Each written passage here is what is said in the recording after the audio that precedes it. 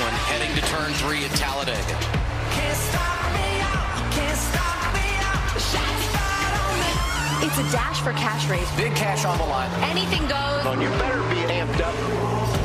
Shots fired on me. Welcome back to Talladega for today's race in the NASCAR Xfinity Series in the Sparks Energy 300. What do you guys say we go talk to Elliott Sadler from the driver's seat? All right, let's grab Elliott. You want to go talk to him? Elliott Sadler's Boyer, Logano, and Harvick up in the booth. Man, we watched you in Daytona. You put on a show. If you had 9 lives, you used them all there at the end. With 2 laps to go, you were the caution. Come back after 3 green-white checkers and almost won that thing. What do you got for him today? What's your strategy? Well, we got a really good one-main financial Chevy, and you know we have to drive to the rear of the field, so I got to use my head here and be aggressive, but also be a little bit cautious depending on how crazy these guys get at the beginning of the race. But I think I got 3 seconds in a row the last 3 restricted plate races, so we got to try to better that today by 1 position. I think I remember the last time you won here when I was backed into the wall. So you'll hopefully you have a good one today. You know, you're definitely one of the best speedway racers there is, and especially out there on the racetrack today. We know you're going to get your way back up there.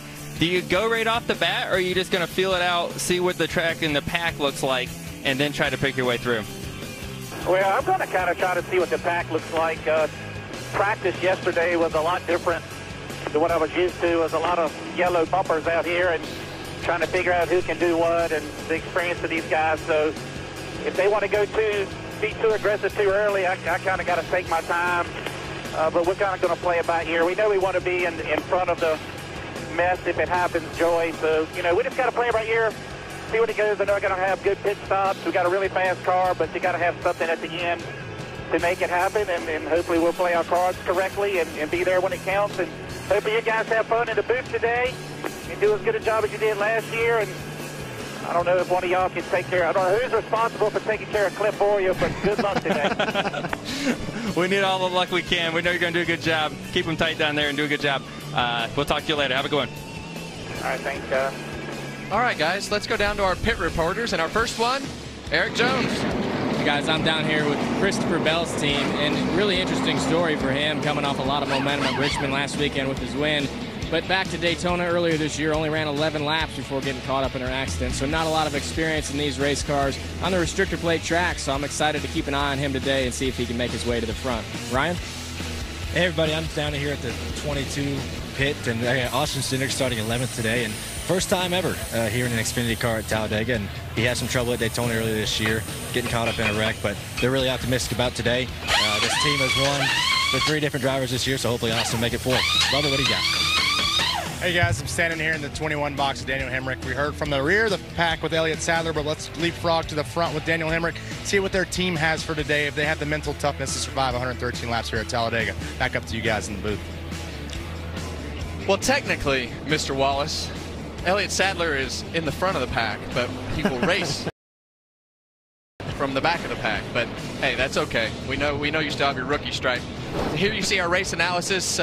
This is just a big old racetrack, and you know, as you run 300 miles here, it only takes 113 laps, 25 laps in the first stage, 63 laps in the final stage, and that is short. That is short, guys. They're real short. You don't have to make a pit stop. You can almost get to the second stage without making a pit stop. And as we look at our track map here, I think it looks so easy as you're driving around by yourself. It's very wide. It's very the number one thing easy that I see there is a start-finish line. Everybody, we've all been there. You come off a 4 and that magical push at the end of the race. You think you've got that run. You get to the trioval. You're like, oh my. There's a lot of real estate left to get to that start-finish line. It's really, really tricky to time it right for the line. Yeah, but right there, you just saw 43 feet wide. It's a wide racetrack, and there's a lot of room to make moves and to make your way back up to the front. But you have to make big blocks. It's a lot of racetrack to keep yourself up front. Yeah, and I think one of the most interesting things about this racetrack is it almost lulls you into thinking everything's okay. And then as the race goes on, it progresses, and the pushing and shoving becomes more and more and more. So it's a hard race to balance what you need to do. Yeah, well, one of the things I see right off the bat here, guys, I see 10, count them, 10 Chevrolets in the top 10 in the qualifying right here. So it's going to be interesting to see how they do in the draft versus the other manufacturers. So we're going young or old? What do you got, Boyer? You know we like the old guys. I'm going to go for the young guys. I don't know where I fit into that, but I like the young guys. There's going to be a lot of aggression out there. You're a tweener. I'm a tweener. That's right. But there's a lot of money on the door on the sideline here. So here we go. Well, here we go. Green flag, dash for cash, Talladega youth, and very little experience. And automatically you see the 42 pushing Daniel Hemrick to try to get out front and clear that inside lane. But more importantly, you see the leader chose that outside line to have that push, and obviously it's working out well for him.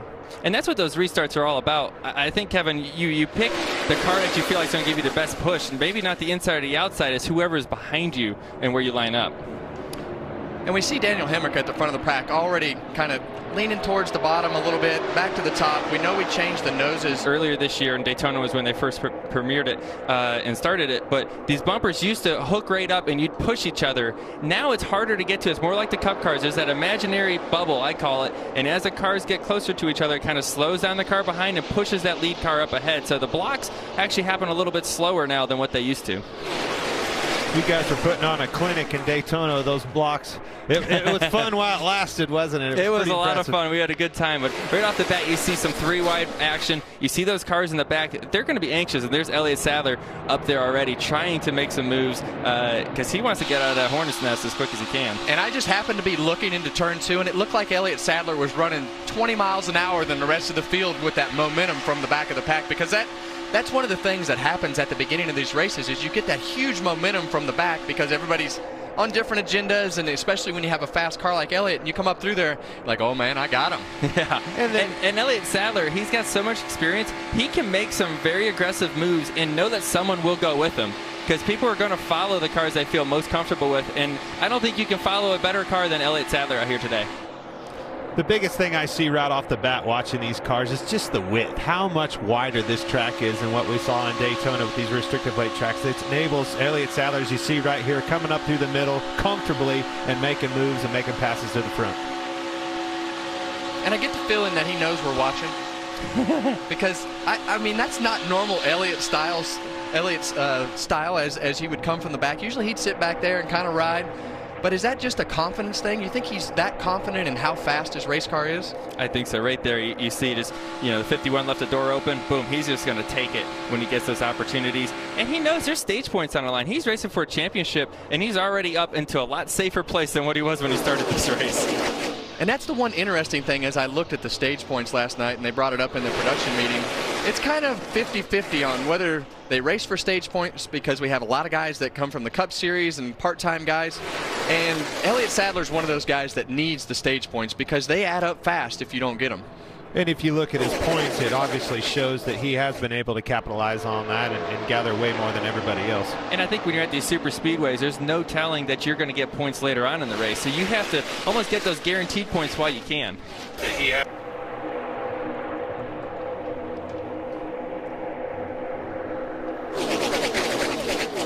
As you look at the front of the pack, you have Daniel Hemrick. You have a lot of Chevrolets left up in the front. You see a guy who in the 60 is the first Ford there in 8th position, Ty Majeski, and now he's up to 5th. That's typical Talladega.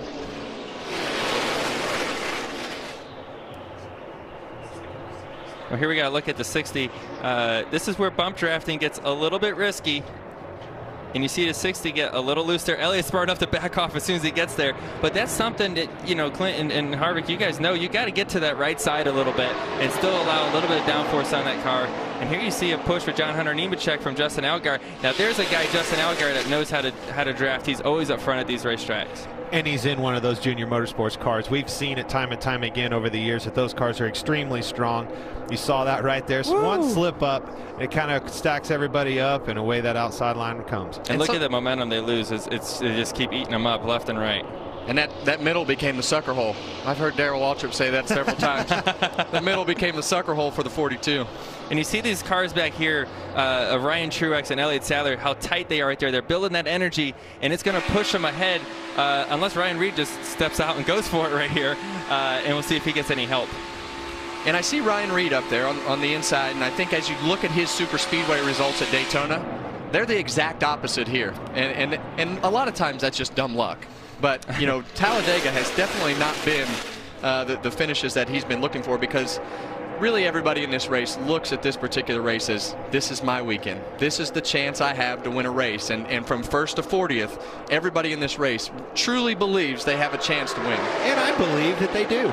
Yeah. For the most part, I think there's a 25, 30 cars that have a legitimate shot of getting in the right situation, maybe taking advantage of a mishap on somebody else's part and winning this race. By the way, Elliott Sadler's 4th. Yeah. Well, Elliott Sadler has overcome everything already, from the back all the way up to 4th place. So we'll see if he can continue. And the wolf huffed and puffed. Like you do sometimes, Grandpa?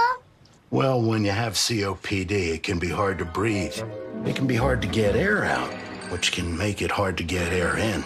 So I talked to my doctor. She said, Symbicort could help you breathe better, starting within 5 minutes. Symbicort doesn't replace a rescue inhaler for sudden symptoms. Symbicort helps provide significant improvement of your lung function. Symbicort is for COPD, including chronic bronchitis and emphysema. It should not be taken more than twice a day. Symbicort contains formoterol. Medicines like formoterol increase the risk of death from asthma problems. Symbicort may increase your risk of lung infections, osteoporosis, and some eye problems. You should tell your doctor if you have a heart condition or high blood pressure before taking it. Symbicort could mean a day with better breathing. Watch out, baby. Get Symbicort free for up to 1 year. Visit SaveOnSymbicort.com today to learn more. If you can't afford your medication, AstraZeneca may be able to help. More and more people are finding themselves in a Chevrolet for the first time. Trying something new can be exciting, empowering, downright exhilarating. See for yourself why Chevrolet is the most awarded and fastest growing brand the last 4 years overall. Switch into a new Chevy now. Current competitive owners can get $5,000 below MSRP on this 2018 Equinox when you finance with GM Financial. Find new roads at your local Chevy dealer. So, what's new? We just switched to Geico and got more. More.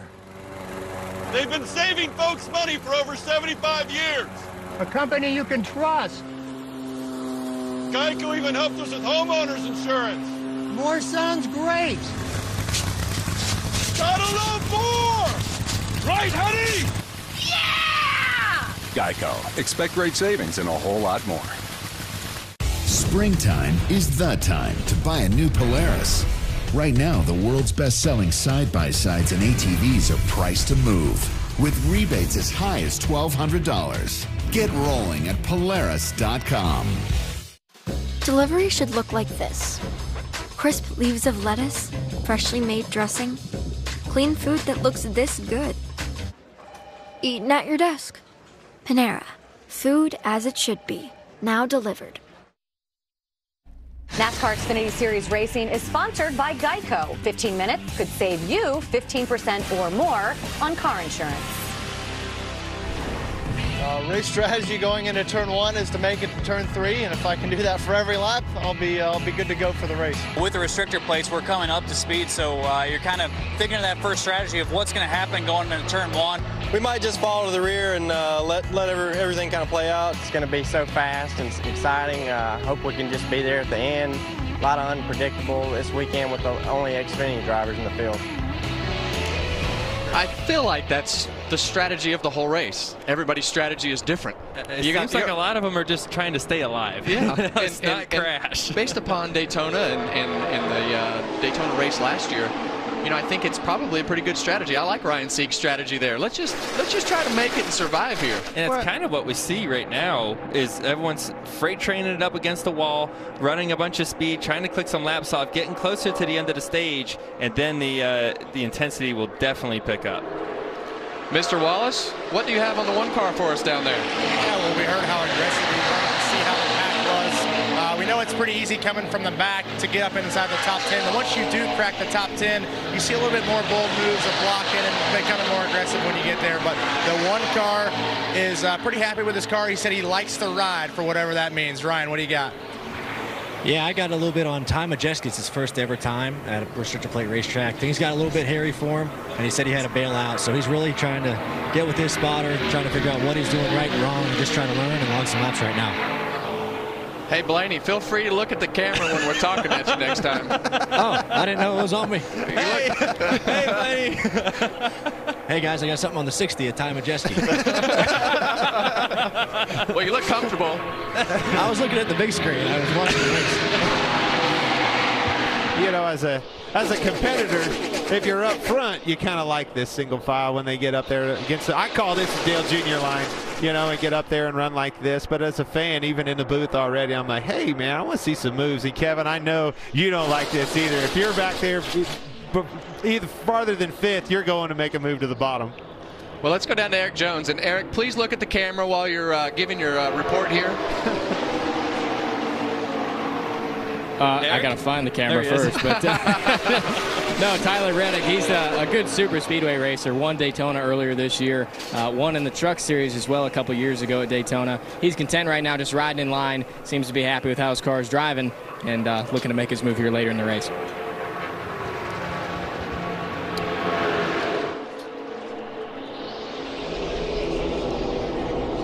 Well, as we have a little bit of a break here and getting close to the end of the first stage, we've got 14 of the 25 laps.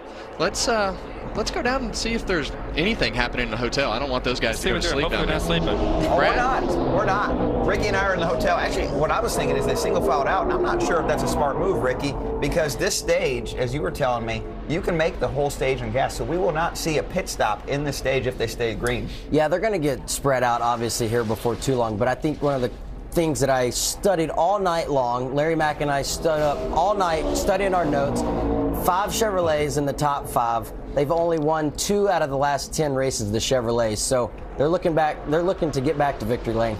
Well, here's the question I have from the booth up here. I see some styrofoam containers over there. Is that yours, Brad? I mean, did you not get to eat? I haven't got my ice cream yet. Are you on a diet? TV Land, all right? TV Land eats very well. I got some healthy food. Life is good here in the Hollywood Hotel. It's the reason why it's called the hotel. I got my chips and guac, too. Well, just know that we are getting pizza delivered to our booth at some point up here so that we can eat lunch. Later. So. Bubba, what do you got on the leader there, Bubba? Yeah, it looks like you guys are having a cakewalk up there, but for the leader, Daniel Hemrick, I know how tough it is. I mean, I just led my first couple laps at Bristol, so watching him wheel this 21 Chevrolet out front, keeping the pack behind him, he's doing a lot more looking in the rearview mirror than the front windshield for sure, so he's doing a hell of a job. Well, Daniel Hemrick has led every lap so far, and before this, he had only led a total of 7 laps in his 4 prior plate starts. Wow, who gave you those notes? Hey, that's what it's like to have good stat guys. So, Adam, Michael, we know your tricks. So Dave here is taking the family up to the lake for the weekend, but without the white knuckles this time. Because his new 2018 Ford F-150 has Bliss with trailer coverage. It's Brainiac smart. Not only does it watch your F-150's blind spots, it's got your trailer covered too. Just another reason why Ford F-Series is America's best-selling truck for 41 straight years. This is the new 2018 Ford F-150. It doesn't just raise the bar, pal. It is the bar. They say, in New York, 2 skyscraping beasts send balls screaming through the air like an F-18. In L.A., one opens the heavens with his bat, while the other is dominating like the Bay. Yankees, Angels, tonight on FS1. I wasn't trying to wreck him. I just want to rattle his cage. Dale Sr. The gloves come off.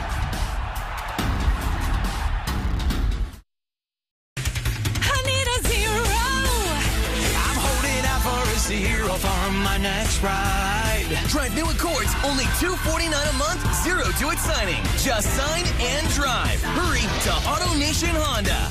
All right, Watson, let's analyze the chemicals in this cigarette smoke. Cadmium? Check. Formaldehyde? Check. Arsenic? Sir, isn't arsenic what they used in rat poison? Yeah, isn't arsenic what they used in rat poison? Oh, what was I thinking, sir? It's not like we're gonna smoke them. Neither will the rats. Tobacco is no joke. Cigarette smoke has over 7,000 chemicals. Learn more at thefactsnow.com. Breaking news. Reports of 2 bank trucks hit in the last 24 hours. More on this story as it develops.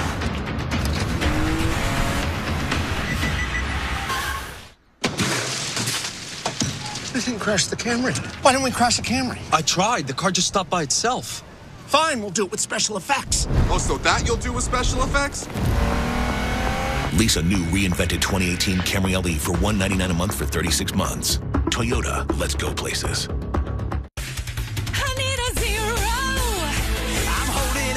Zero for my next ride. Lease 2018 Nissan Rogues, $249 a month, 0 due. Just sign and drive. Hurry to AutoNation Nissan.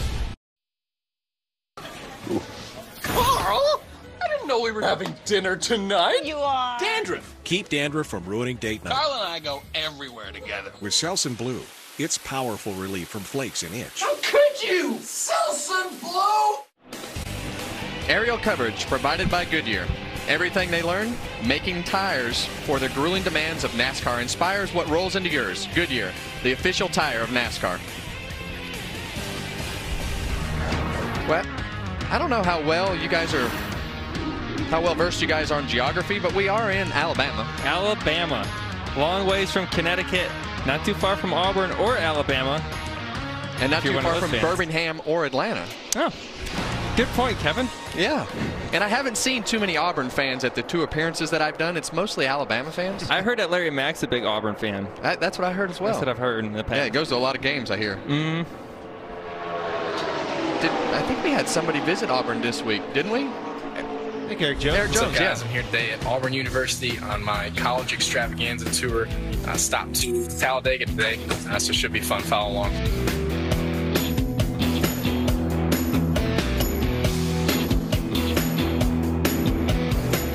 Had a great visit at Auburn today. Really neat to see all the football facilities, the motorsports program here. Got to see it all. So it's a lot of fun, and make sure to tune in the next time on my college extravaganza tour. I tell you, it's interesting because of the fact so many of these schools have racing programs in some way, shape, or form. So to see that is pretty cool, because I don't think many people understand the engineering aspect that falls into our sport. I think sometimes we get a little bit discredited for what we do, but this place is engineer driven. Yeah, absolutely. But I think it's fitting that we sent Eric. He's probably one of the only drivers that could still go to college. Ryan, what do you have down there? Yeah, hey guys, making sure I can see the camera now. You look good. Well, thank you. Justin Allgaier started 6th, currently running 2nd. So he's getting a little bit tight running the top. Just a handful of laps to go left in this stage. Got 2 of his junior motorsports teammates right behind him. I think he's sitting pretty good to make a move here in the next couple laps. I think I'm throwing it to Bubba. What do you got? Yeah, I think the 16 on lap 9 here, they were asking if the 60 wanted to work together. Asked the spotter, and the 60 said they just wanted to ride for right now. So looks like they're kind of forced to work together now as they've lost touch with that front pack. But also the 1 says he is saving some fun. What does that mean, guys? Saving the fun. It looks like they're getting ready for the fun to start as they start to get to 4 to go at the end of the stage. Look at these cars starting to spread apart. That's the drivers starting to lay off the throttle, drag the brake, playing with how they can build these runs. And what I see is 3 junior motorsports cars lined up, ready to go. And poor Daniel Hemrick sitting up there as a sitting duck. And when you see those runs start to build, and it's a matter about what lap they do it, and they're going to go here, and you know, it could happen at any moment. But as those drivers kind of figure out what they have to do to make this run, there will be a race here with 3 to go very shortly. And I think it's important to remember as we approach this into the stage, these guys can't lock bumpers. That's a rule that's different in the Xfinity Series over our Cup cars. So got to be mindful of that. Let's hear the radio on the 23. I'm in the straight line here. Nice and pretty. The 7-2 to be ready. We're going to have to start fighting here eventually.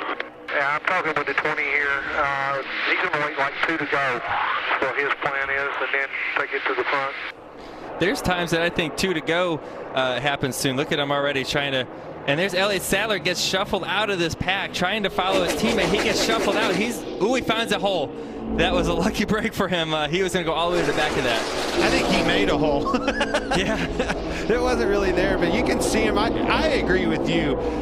Joey, I think this is too soon with 2 to go. This is such a big racetrack, and remember that start-finish line is so far around here. You can make those moves and help those cars that are back there in that 15th place lane get up there and pounce on you at the end. And I think the 9 learned a valuable lesson there. I think, you know, as he went to pull out, I think everybody else was on the wait till we get to the white flag and then race for it, and he got hung out. And he was in good shape with his teammate there. He kind of left his teammate out a little bit, and now you see Allgaier on his own as well. Ricky, what do you got down there? Well, guys, as we were coming to the stage in with 2 to go, they closed pit road, so I was kind of anxious, waiting to see if any of the back marker cars were going to come down pit road, take their tires and gas, get back out on the racetrack, stay on the lead lap to restart this next stage in the front, but it didn't look like we had any takers. Big moment there for Christopher Bell. I didn't see what happened there, but he's got a tire down or something. Something's wrong. Tire went. Big save then for him. The left rear's down. Well, they're still racing to the end of this thing, that's for sure. Elliott Sadler's down there by himself. The move's going to happen off of turn 4 in through the tri-oval. Yeah, and right now Daniel Hemrick has been leading this train since the drop of the green flag, and you know, the more those guys get side by side, the less chance they're going to have in order to get connected. And as they come into the tri-oval here, you know, it doesn't look like anybody's going to be able to get connected, and Daniel Hemrick is going to win this stage. Well, that was a lot calmer than I thought it would be. Way calmer. But I think it all hinges on, you know, it's always those moments that shake things up. I think they were all ready coming off of 2 to make some moves, and when this tire let go, it really, whoo, what a good job of saving that. That caught his attention really quick. And luckily, it's a caution right now, and he's going to be good to go. Well, Daniel Hemrick did a great job really from the start of the green flag, and track position is what won him that first stage. His second stage win of the year. Give us the work no one else wants to do. We don't just go against the grain, we grow it. Give us the frontiers, the places where success is measured and pushed limits. Give us the middle of nowhere, where the only map is your buddy's tread marks. This life, no one's born ready for it.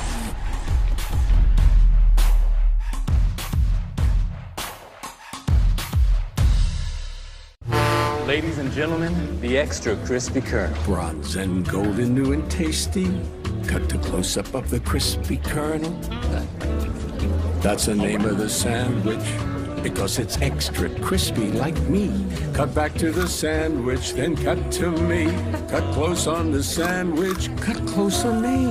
That's too close. Thanks. Let me hear them product attributes. Get the new crispy kernel sandwich with all the fixings for just $5. You made a promise. You agreed to never give up. To ask, what else can I do? You agreed to remember the good people who rise with every challenge. To remember their strength. To serve with grit and grace. You made a promise. We did too. The all-new Ram 1500. You okay there, Kurt? We're about to move. Karate helps relieve some of the house buying stress. At least you don't have to worry about homeowners insurance. Call Geico. Geico? Helps with homeowners insurance? Been doing it for years. I'm calling Geico right now. Good idea. Get to know Geico and see how easy homeowners and renters insurance can be. Springtime is the time to buy a new Polaris. Right now, the world's best-selling side-by-sides and ATVs are priced to move, with rebates as high as $1,200. Get rolling at Polaris.com. Where must we go? To a realm beyond your own. The road ahead is long and unforgiving. On our journey, we will be attacked by all manner of creatures. No place for a boy. You must be a warrior. Rated M for mature. PlayStation. Oi! The Simpsons change television. Be there when it makes history. this all ends horribly, it's gonna be pretty hard not to say I told you so. Tomorrow, be there when The Simpsons becomes TV's longest-running primetime series ever. Woo-hoo! Only on Fox. At Talladega, you either go fast Outside, come on. or you go home.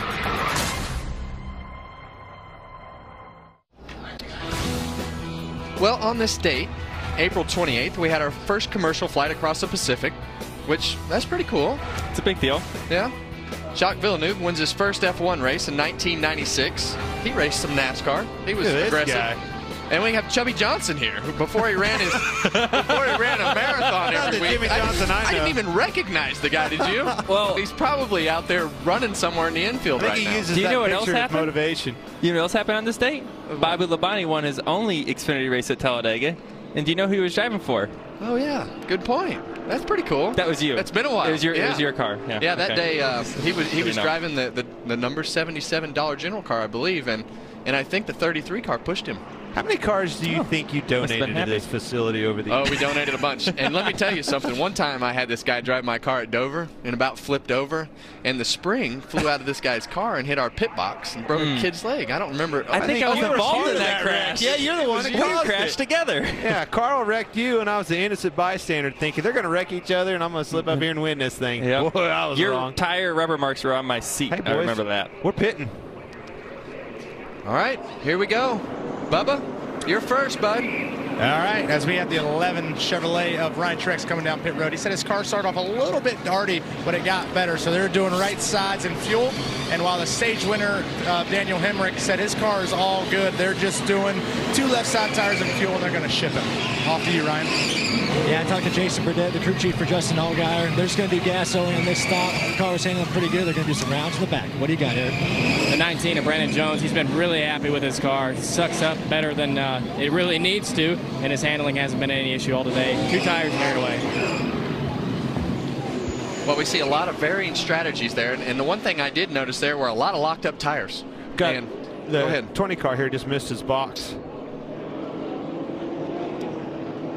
Which I think he was, down there for a little bit. Let's go talk to Daniel Hemrick and see what he's got going on. Hey, Daniel, it's Boyer and Harvick and Logano up here in the booth. You got a copy? How you doing up there? Well, we're hanging in there. We're not doing quite as good as you are.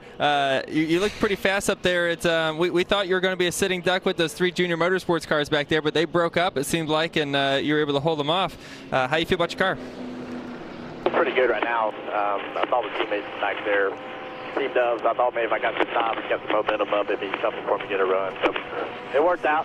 You never know how it's going to go there, but proud of these guys at South Point Hotel Casino Chevrolet for all their effort. Well, awesome. Well, congratulations on your stage win, and we'll be looking for some more excitement here in the second stage. I'm sure the intensity level will keep picking up, so have a good one out there. Guys, we've seen already, these Chevrolets are just strong.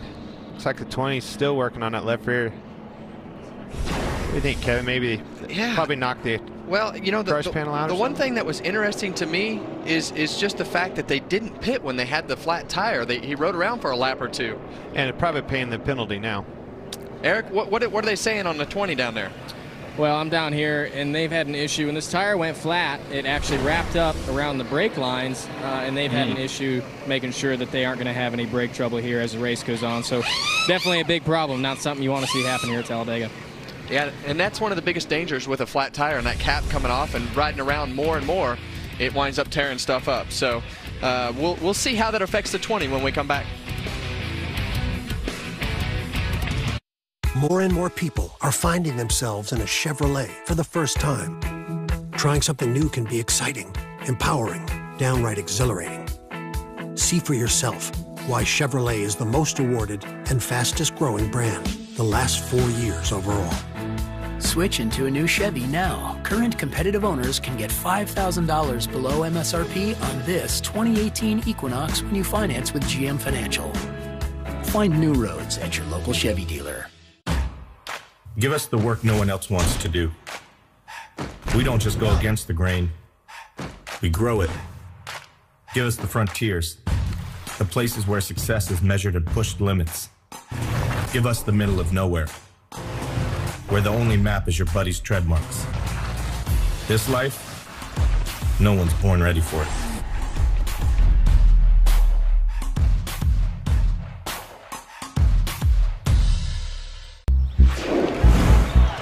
Play to it like this.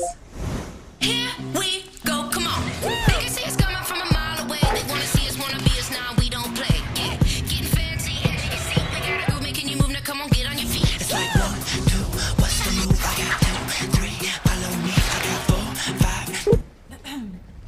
Dinner in 5. When everything's connected, it's simple, easy, awesome.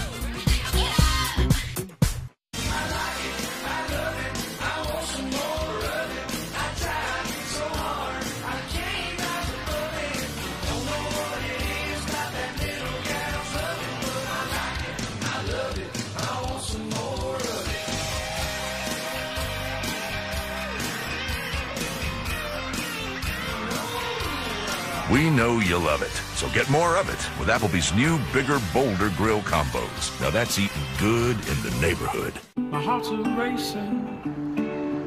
Let's go chase her down. Don't you wanna see just what this love can do? My burger goes best with mustard. Ketchup and mustard. Medium rare. Gotta be well done. Grass-fed beef. No, corn-fed. Can I have a turkey burger? What? I like my burger with the Coke. Strictly with a Coke. I'll agree to that. Okay, it's time to pick a used car. I really don't want to get ripped off. Carfax can help. Search millions of used cars and find a great deal at Carfax.com. Yeah, show me the Carfax. Only Carfax gives you the most accurate price based on a car's history. Wow, look at all the great deals. Oh, you're welcome. Show me the Carfax. Start your used car search and get free Carfax reports at Carfax.com. NASCAR Xfinity Series Racing is sponsored by Coca-Cola, the official fan refreshment of NASCAR. And by Xfinity, get the speed, coverage, and control you need for the ultimate Wi-Fi experience. Welcome back to Talladega Superspeedway. Ricky Stenhouse, Brad Keselowski. What do we have here? Kevin and Keelan on the golf links? Oh, yeah. Looks like they're doing a little practice. I've seen Keelan. His golf swing's getting really good. He loves golf. Got a hole in his backyard. I've played a lot of golf with Kevin over the last few years, and he's definitely got a good golf swing, good golfer, and I know he doesn't get out as much as he wants. Obviously, having a full-time job and a family cuts into that a little bit. Looks like a pro there, Kevin. Are you ready for him to turn pro one day? Absolutely. Yeah, I mean, yeah. what? I can't think of a better excuse than to go to the golf course with your son, and mom is happy with it. Well, you owned a race team before. I guess golf's a little cheaper? Well, yeah, way cheaper. You don't have to worry about the wrecker picking up 3 or 4 of your cars when you get done at Talladega. So it's been a lot of fun, and we went golfing a few weeks ago on the off week, and we came home, and I'm sitting there on the couch one day, and he's like, "Hey, Dad, you remember that time I hit the ball further than you?" I'm like, okay, I see how this is going to go. Speaking of fun, boys, it's fixing to pick up again. Green flag. And you know there'll be some 2-wide, some 3-wide racing again as some of these cars start to move their way through the field and try to get that track position that the Talladega Hemrick do a great job by securing the first stage. And it looked like the 7 may have spun the tires a little bit right there. Kind of saw him go up the racetrack. Which is surprising because there's not a whole bunch of horsepower when you come to these super speedways with that restrictor plate. The one thing we don't see up front, Ryan Truex got caught speeding on pit road, so he'll be coming from the back. Be interesting to watch him come up through the field. We knew he had a fast car. This will be a fun view from the old visor cam, won't it? And you can hear right now, you can hear the engine. It's not up to speed. How long does it actually take to get up to speed when you get on these restarts? We can hear it right there. He's still going. Pulling up to those cars. I mean, this is where it truly is like the video game. I mean, the way that the engine changes pitch and how you can listen to that on how your runs are coming and maybe some blocks. Hey. Hey, we're going to the front. That's a pretty bold move right there, but that's something you can get away with on this wide track at Talladega. Mr. Wallace, tell us about the 11. As a driver that makes constant mistakes on pit road myself, unfortunately, my guy in the 11 got busted for too fast speeding. So I look at common denominators in that factor. He has the same pit crew as me, so maybe it's their fault he's speeding. I don't know. I don't know if that really has much to do with it, Bubba. I'm just trying to find any excuse. But they're wrecking down the back straightaway here.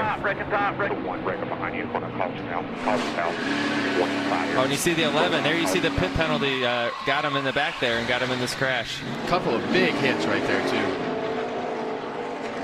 You see the 60, the 11. That 60 was having trouble with a loose race car.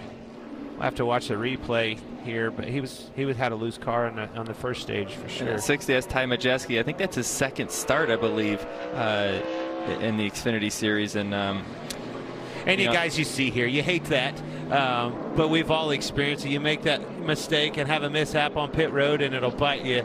Sure. Everyone likes saying this is all about luck, but when you have a mistake and you put yourself back there, it's not bad luck anymore at that point. Let's see what happened here. Oh, you see the 3 getting to the back of, looks like the 28 there. Yeah. Yeah. Wow, look at this car. I don't think he had brakes.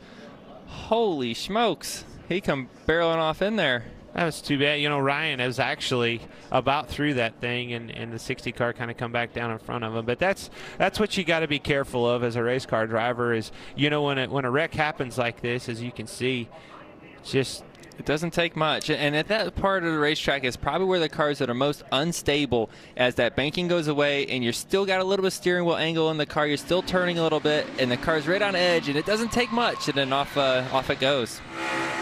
Here's a good view from the visor cam. Right in front. Checking out, braking top, coming back down to the middle. Oh, man. Coming down to your right. He had the first part of it missed, and this came right in front of him, it looked like. And you're just guessing, trying to figure out where they're going to be sliding, where their momentum's going to take them, and all it takes is one car to hit them and deflect them somewhere else. But you said it, Joey. I don't even know that he even touched him. If he did, it wasn't much. Like you said, the cars are very, very light there, and the least little bit of change in direction behind you can upset your car and take the one thing that you can't really see from the cameras in these cars, they have a little crown to the back bumper and the front bumper, and if you get offline just a little bit, this is exactly what happens. Man, some big hits there. I tell you, and it's amazing you see how fast they're going. Toward me from behind, gives me the bumper, probably the worst place to. You can see Dylan Lupton there, a little frustrated about where the bump came from. Yeah, and right now, you know, Truex is thinking to himself, dang it. You know, that was from the pit road speeding, and we talk so much about track position and the things that happen and, you know, the mistakes, and this is a direct result of why you want to keep track position, because it gives you a better chance to keep yourself in the front of the pack, but you can wreck there too. Yeah, it was. He was running third there at the end of the stage, and, you know, unfortunately that happened, but it's part of speedway racing sometimes. Yes, it is, and there's only one way to learn, and that's to get out there and do it. That is very true.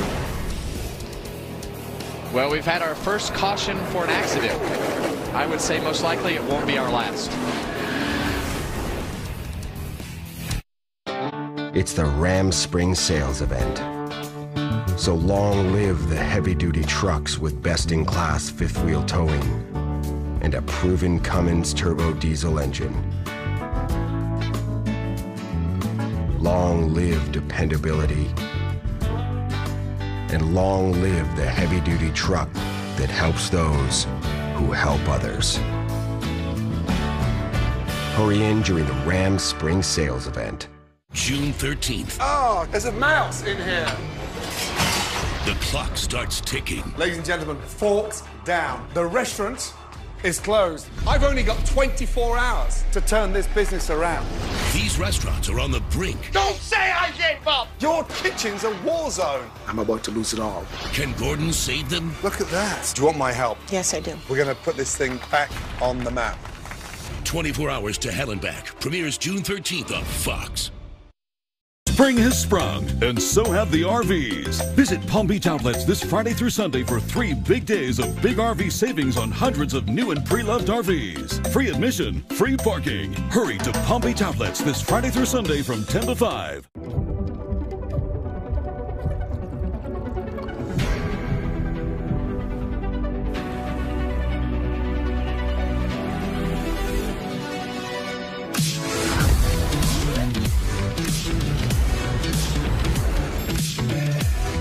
Get high-speed internet from AT&T. $30 per month, no extra monthly fees. More for your thing. That's our thing. Visit att.com/internet.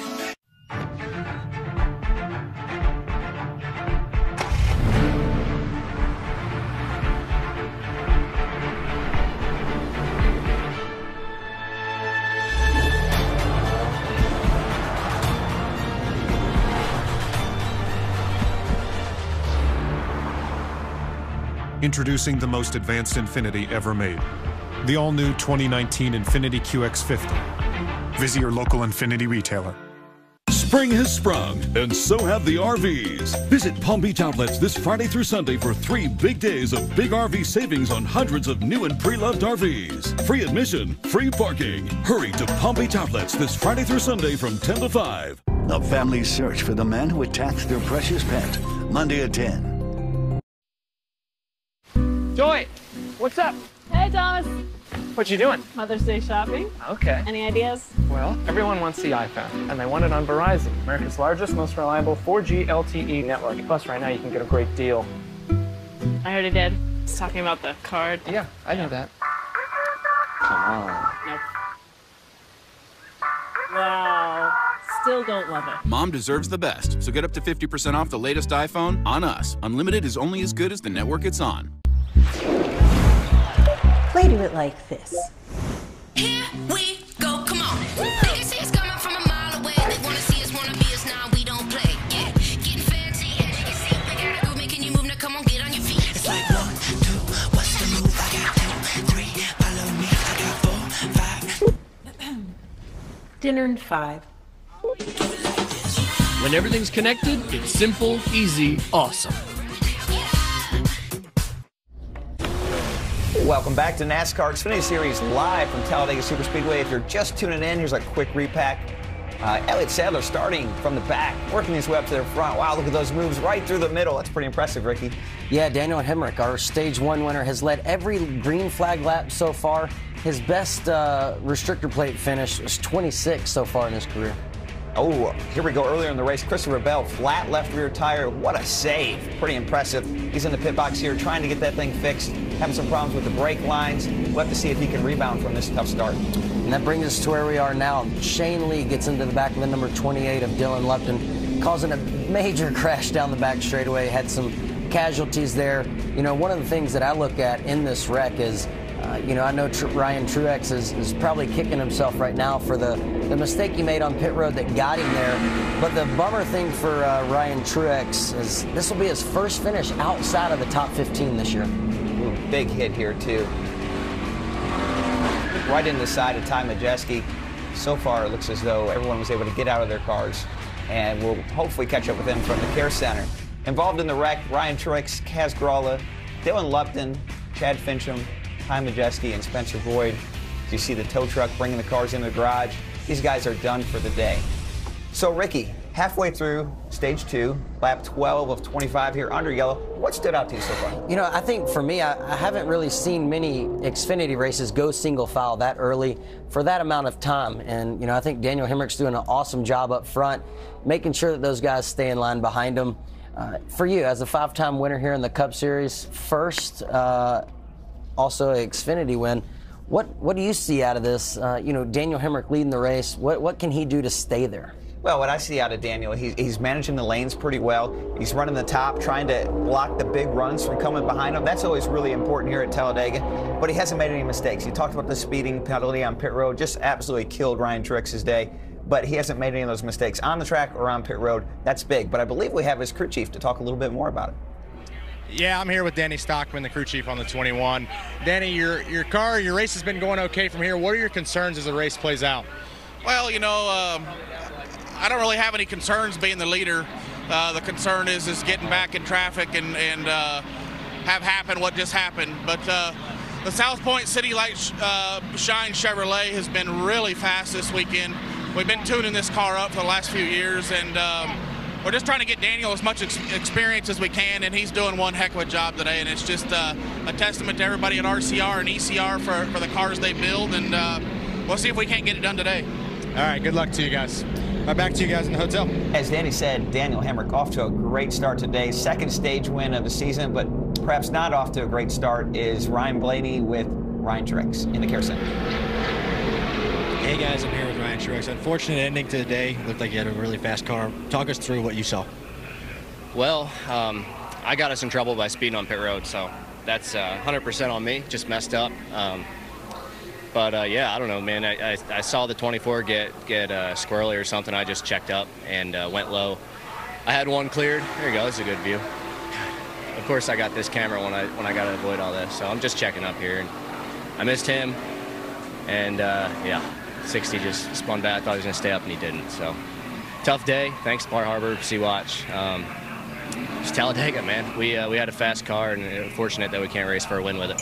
Yeah. To be honest with you, I'm sorry I'm talking to you right now, It's but all right. you had a good run, and good luck next week. Thank you. Absolutely. Back to you in the hotel. A tough day for Ryan Truex, but when we come back, we'll go back to green here. Talladega Superspeedway, it's the NASCAR Xfinity Series 300 laps, or 300 miles at Talladega on Fox.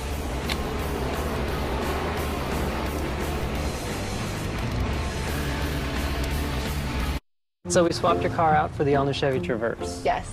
Do you think it's going to surprise your daughter? Absolutely. Wait, is Mom here yet? Where's Mom? She's in this car. What the heck? Whoa. Yo, whose car is this? This is the all-new Chevy Traverse. This is beautiful. It has Apple CarPlay compatibility. Do those apps look familiar? Oh. You want to hit this button? There's a hidden compartment. Oh. Mom, when I'm older, can you buy me this car? I want to buy me this car. Guys, is this you? Busting out of your pants, out of shape, no energy or drive? Then you need Nutrisystem Turbo for Men, now with all new high-protein NutriPro shakes. Improve your health, burn fat, and retain lean muscle mass. I lost 120 pounds on Nutrisystem. Lose up to 13 pounds and 7 inches overall in your first month. Lose weight fast, money back guarantee. Put down the wings, pick up the phone, and get with the program today. Order your 28-day plan right now and we'll rush you Nutrisystem Turbo for Men with specially designed meals. Plus, 1 week of all new NutriCurve bars to curb cravings free. And 1 week of all new NutriPro shakes packed with 20 grams of protein to help shrink your belly free. I lost the weight and I have way more stamina. Call or go online in the next 2 minutes and get 1 week of all new turbo boosters to rev your metabolism free. I love the food. Pasta, pizza, so good. Lose up to 13 pounds and 7 inches overall in your first month. It's simple. You eat the food, you lose the weight. Go online or call 855-492-DIET and get Nutrisystem Turbo for Men with bars, NutriPro shakes, and turbo boosters free. Springtime is the time to buy a new Polaris. Right now, the world's best-selling side-by-sides and ATVs are priced to move, with rebates as high as $1,200. Get rolling at Polaris.com. Where must we go? To a realm beyond your own. The road ahead is long and unforgiving. On our journey, we will be attacked by all manner of creature. No place for a boy. You must be a warrior. Rated M for mature. PlayStation. Tape, rear view, brake pedal. Why do these matter at Talladega? Tape on the grill, drive like a drill. Flag is out and everybody on their feet. Watch my back. It's actually where I plan to keep you guys. We're supposed to use this brake pedal? Only if you want to lose. He's not lying, drivers. You either go fast Outside, come on. Stand out, Jackson! or you go home. Wreck it bad.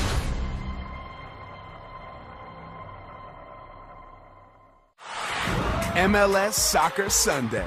It's on. A new stadium opens in the heart of Los Angeles. Will LAFC do it big for the city, or will the Sounders seize the W? It's time for our soccer. Sunday, it's LAFC versus Seattle Sounders FC at 9 Eastern on FS1. Well, we're back at Talladega, and now we've got a few clips of Brad and his daughter. She's little so Scarlet cute. There. All dressed up, looking good. She is the best little girl. I tell you, she has got great manners, and she looks just like her mother, thank God. Yeah, and we finally found something that Michael Waltrip can do while he's not doing anything today. He went and got us pizza. Get some of that, Brad. Huh? Yeah. I mean, I don't know what you guys have going on down there, but We've got full-service pizza delivery up here. Well, thank you, Michael. I had a couple drink deliveries. I'm waiting on our ice cream. It's a hotel. It's pretty nice. It's got room service. I happen to think I could do a little better job of this if I had drink deliveries, as a matter of fact. We're going to deliver you some beer down there, Brad, because you guys need to lighten up a little bit. I got Boyer up here. Boyer's lit. Boyer, I'm just kidding. Boyer went for a run and had 2 beers before we went on air. Boyer does not need alcohol. From what I can tell, he's got enough left in him from last night. Big time last night. I had. It's always a big time at Talladega, but the big one on the boulevard and the the parade and everything we did, some of the redneck events. Michael was we were all judges of that thing. Bubba was up there. I don't know if you saw his Instagram picture or whatever it was, maybe on Twitter, but it was so fun to see those people having fun and just being able to interact with the fans is pretty special. Let's hear the 21 radio down there. Probably the intensity level is really going to get picked up here. So maybe we get single file and break away again, but I don't know. So what's after whatever happens here? Just so you know, at the next stage, do not slide them, okay? Do not slide them. Ooh. We have a plan here that we're going to have to work to. It's going to benefit us. Well, it sounds like they just told everyone their plan by not sliding the tires. But, 10 to go here at the end of the stage. They're already too wide. I don't think they're going to go single file so quick this time as they come down here for the end of the stage. And I really think as we come to green, I think the laps keep ticking off. At some point, you have to try to establish that track position, and now might be the time. We just never know what they're thinking. Somebody's going to have to dictate what happens in the race. It's go time. Definitely saw Daniel Hemrick choose the inside line there. He has Elliott Sadler as a pusher. That was probably a good decision on his part. You see that worked out well. And now he's got to make the decision, what lane do you want to push? And this is where the spotter helps a lot, where he can see these 3 cars behind him, Elliott Sadler, all those team cars, they're going to start pushing, and he's going to tell Daniel Hemrick what lane to move. And now the runs maybe come from the top and move back up the racetrack. But that's what happens when you're a little late to the block, and you're going to lose the lead. 2x2. And that is so easy to do, to be late to the block, especially on the restarts, because of the fact that energy is building up, and it's different than the pace that it was when you're at full speed. Yeah, the timing of that is and then he missed that block right there, and that's just a learning thing right there. He'll learn from that. Hole. Maybe he ain't going to be able to get in the hole either, and he's definitely in the sucker hole right there. I think we're going to see the 1 car and those 3 team cars right there at the front of this thing. 7 now inside. It makes me think the top lane's going to roll here for a little bit as these cars try to reform on that bottom lane, which they do pretty quick, which means that Elliott Sadler and those Junior Motorsports cars are pretty quick. And his crew chief just warned him of this. Yeah. And as a driver, it's hard to anticipate everything that's going to happen, but the crew chief had just told him, the intensity is going to pick up, and you can see that there's a lot more happening than what we've had in the first stage. I see that outside line really pushing hard and having a lot of momentum. It seems like you could see that accordion down that back straightaway like we see. And Ryan Reed in that Mustang, he's won a couple of these super speedway races, so he knows what he's doing up there as well. And you see on this restart, obviously the 21 car is your leader, and he's in charge of when you go. But really, he went because the 7, the 5, and the 1 all had a chain reaction there, and it shot him out there. He didn't have an option but to go. Yeah, that was pretty extreme right there. And that's just that anticipation of trying to decide when everybody's going to go. And obviously, they started to go a little bit earlier than what they thought the leader was. But here you see Daniel sticking his hand out the window, trying to get that train started so they don't do that, and it still happened. Bubba, what do you have on the 1? Yeah, well, we talked about the 1, trying to save a little bit of fun for earlier. I'd say he's having enough fun on his pit stop earlier. They didn't do any tires, just fuel. Said he was a little bit free through the tri-oval, so definitely having some fun out in the front. And I'm surprised here. I didn't think it'd go single file so quick. I think everyone's so scared of losing that track position, they all move to the top, and it makes it happen quicker than what we think.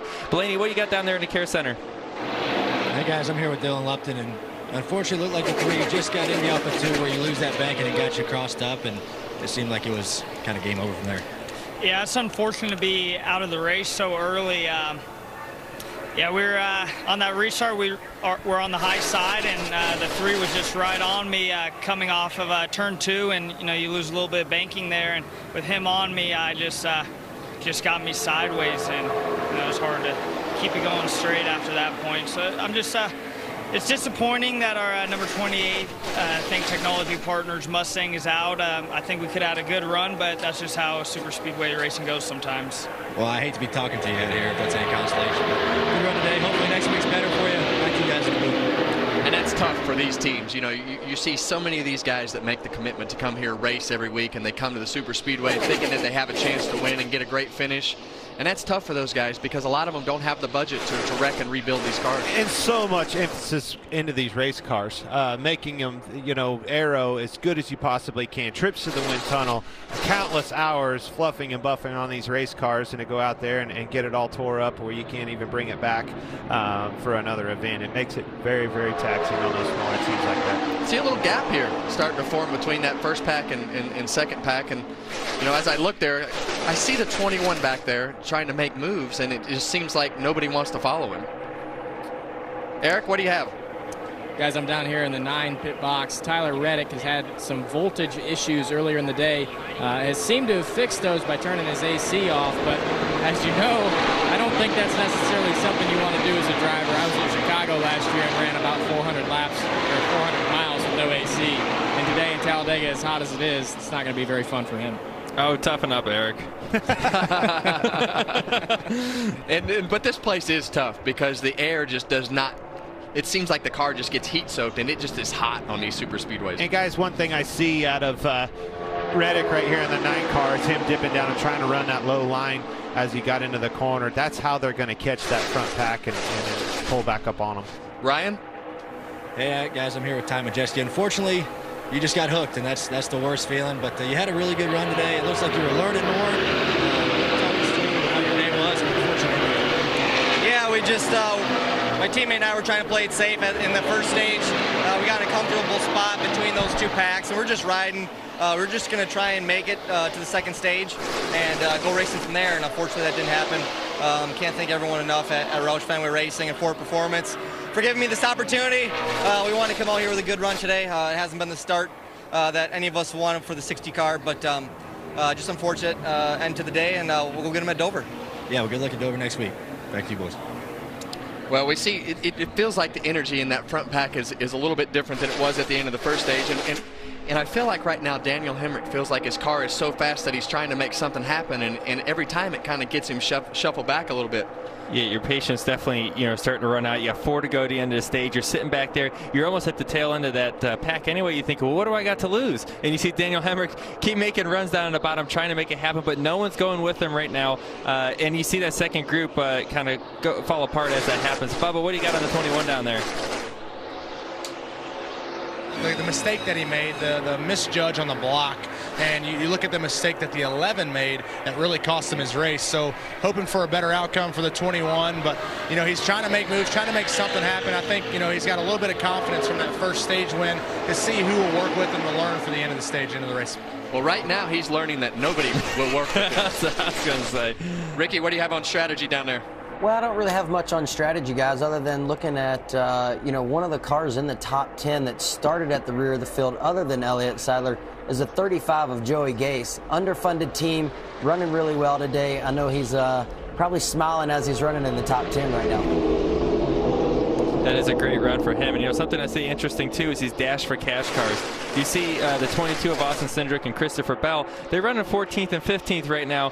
Probably just making sure they have something to race with at the end. But you see the other side of that, Elliott Sadler, Matt Tifft running up in the top 5, trying to score those stage points and keeping their car with that track position to try to win that $100 grand at the end of this thing. Yeah, and as we come to 1 to go for the end of this second stage, you'll see Ryan Reed in second and Spencer Gallagher. The 23 team, what an improvement that those guys have had this year from where they were last year to running up in the top 5. They was in the Dash for Cash last week, and here they are contending again. I think it's just the commitment there that he and his father, family, everybody over there at GMS is working very, very hard, and it's showing each and every week. They just keep getting better and better. Definitely a force to be. Well, we got 1 to go here. When are they going to start making this happen here? They're trying. It just seems like this outside line from the word go has been the place to be. Obviously, we all, as competitors, want to see them guys get down to the bottom. I feel like they need to get down there and formulate a line, and I think they could prevail, but it just doesn't seem to be the case so far. And Clint, I think some of that is the inexperience in this pack. They don't know how to build the runs as well as some of the Cup guys do at this point, and you see them just, you know, kind of keeping that car length in between all of them, where there's no runs being built, and it looks like Elliott Sadler's going to bring it home for the stage win. Looking high, clear by 2, clear by 2, clear by 2. Elliott Sadler gets his second stage win of the year. You see him finally get side by side there at the end of the second stage, but I can tell you, I do not believe that this is going to end this way. They're going to have to start pushing and shoving at some point, but Elliott Sadler, the old experienced guy here. Team old guy. Stage. Team old guy. Introducing the new 2018 Ford F-150 with best-in-class towing, best-in-class payload, and best-in-class torque. The F-150 lineup has the capability to get big things to big places big time. And things just got bigger. F-150 is now Motor Trend's 2018 Truck of the Year. This is the new 2018 Ford F-150. It doesn't just raise the bar, pal. It is the bar. Some things should never change, like the crisp, cold refreshment of Busch. But some things should, like John's lack of awareness. Main menu. To hear the options again, press 4. Main menu. I'm sorry, I didn't get that. To make a payment, Representative. press 2. To hear the options Representative. again. Sorry, I didn't quite get that. Speak to a representative. What are the last Just give me the phone. digits of your Representative. Time and a place.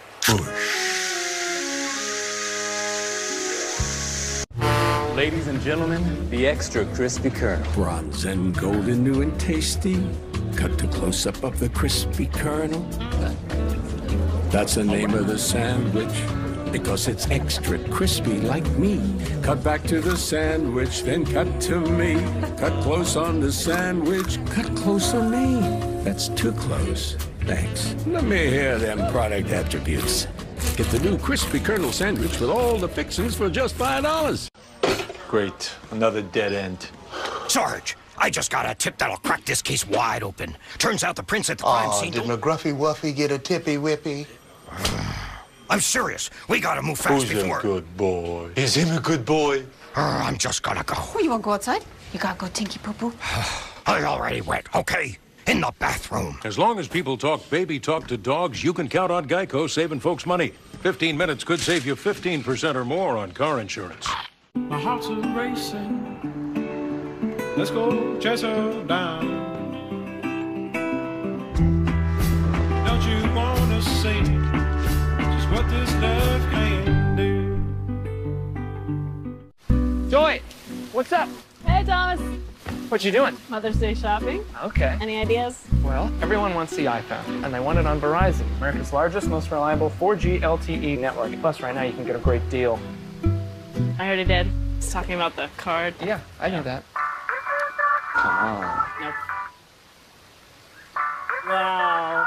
Still don't love it. Mom deserves the best, so get up to 50% off the latest iPhone on us. Unlimited is only as good as the network it's on. Wins Bristol. Checkered. Kyle Busch taking home the checkered flag for the third week in a row. Talladega, here we come. Woo! Let's go get another one. Talladega, tomorrow on Fox. NASCAR Xfinity Series Racing is sponsored by the Ford Hall of Fans. Are you the world's greatest NASCAR fan? Here's your chance to prove it. Go to NASCAR.com/Ford. Well, we've had our first two stages completed at this particular point of the race. Daniel Hemrick with the first win, Elliott Sadler with stage 2 win.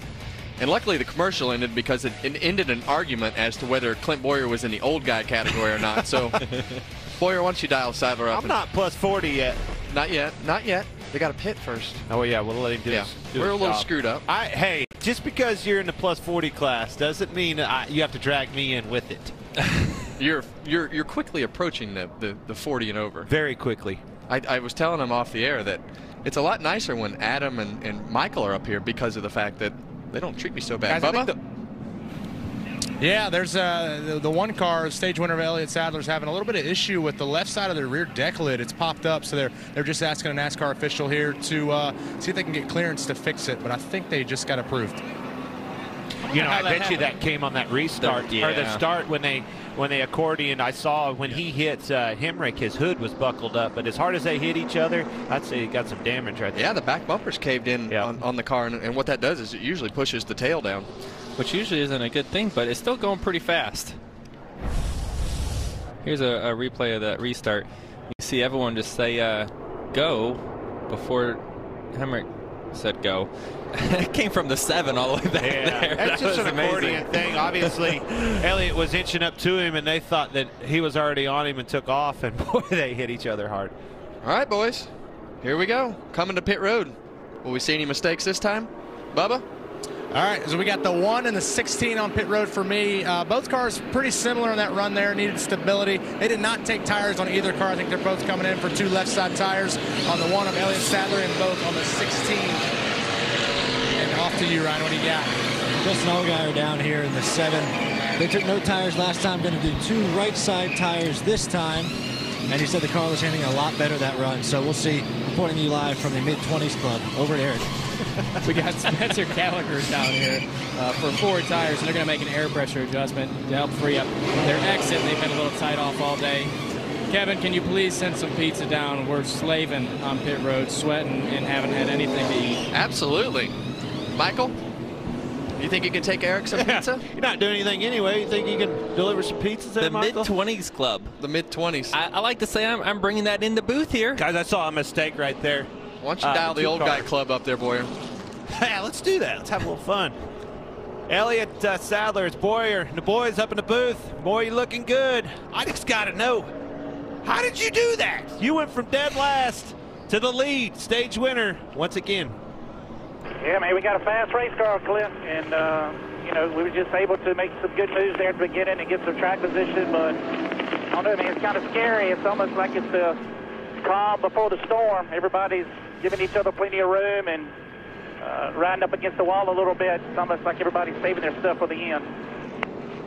Well, it's certainly been entertaining to watch you go up through there. You know you got a fast, hot rod. I enjoy the fact that you're able to do that because, hey, if you win this baby today, I got that same spotter with me tomorrow, so I'm looking forward to listening to him.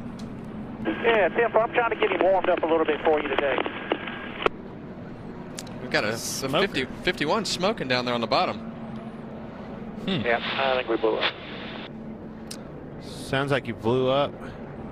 Man, that's unfortunate. He's done a great job. They've had some good runs over the last few weeks.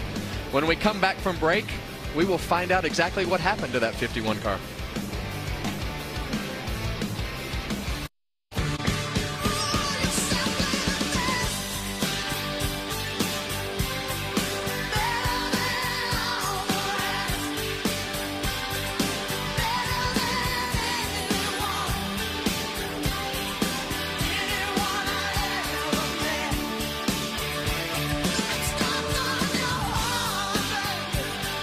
The best just got bigger. Applebee's new Bigger, Bolder Grill Combos. Now that's eating good in the neighborhood.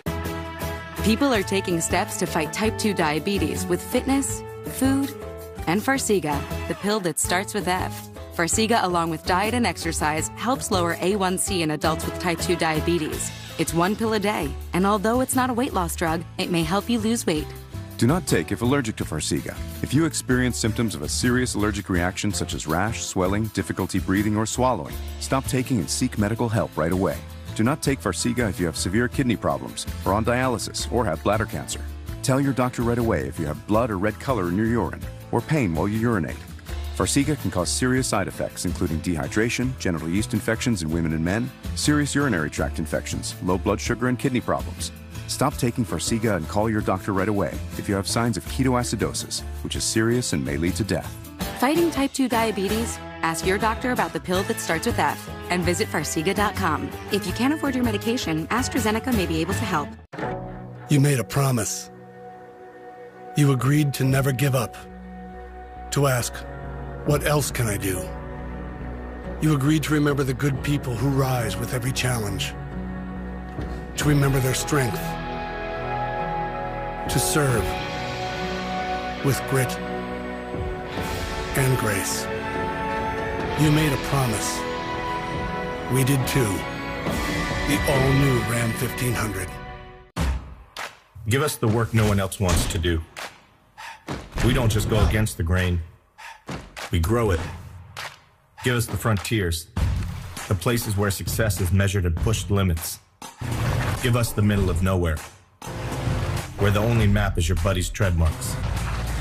This life, no one's born ready for it.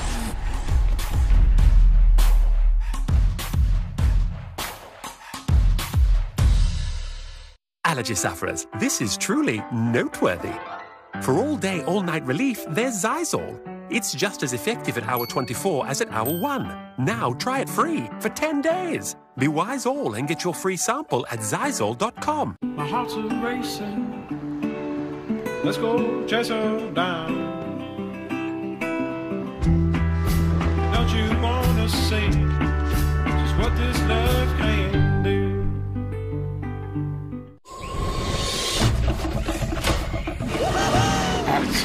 Danger Island. All new Wednesday at 10 on FXX. Welcome back. NASCAR Xfinity Series live from Talladega. Quick recap as we're about halfway through this race. Elliott Sadler starting from the rear. Unapproved adjustment. Driving his way back through the field. Middle of 3. Look out. Lap 33. Stage 2. Big wreck. Number 3 of Shane Lee gets into the 28. Huge mess. 6 cars involved in that one. Well, those were some tough hits, Ricky. Bumper to bumper on the restart here. Daniel Hemrick getting a good push from Elliott Sadler, but then he loses the lead to Elliott Sadler. Stage 2 winner, Elliott Sadler, who is competing in the Dash for Cash, looking for that $100 grand. I won one of those races when I was in the Xfinity Series. That $100 grand, you drive a little bit harder. Oh, you do. He's off to a good start, but hey, guys, our ice cream just showed up, so I think it's time to toss it back to the booth. Well, we don't have any ice cream. Mike, is there any way you can go get us some ice cream now? Okay. Well, we've had pizza and ice cream. But I think as you look at pit road, we see Christopher Bell. He's pitted 6 times. Yep. And I don't think there's any other racetrack on the circuit where he could probably have fixed his car and now come back out and be in contention. Yeah, absolutely. That's just the time that it takes to get around this racetrack enabled them to make some pretty significant, adjustments and fixes to get that brake line or whatever it was back under control. And look, he's right back up front. Yeah, and I'm sorry, Joey. I think as you look at this race, when do you expect the intensity to pick up? Man, I thought it would have picked up already. But, they crashed so much in Daytona. Maybe they're all just calmed back down. But I know at the end of this thing, when there's trophies and that pay window opens up, and for those Dash for Cash guys, they're going to say, show me the money. We all know that from experience. I mean, this place is, and Elliott nailed it, it is definitely the calm before the storm.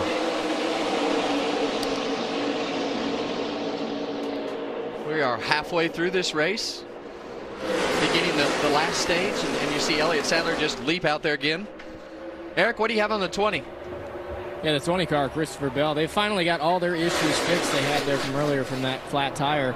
They told him he's ready to go out, challenge, race. They took fuel only there to get him some track position back and expect him to contend. Yeah, we're here with the crew chief on the 1 car.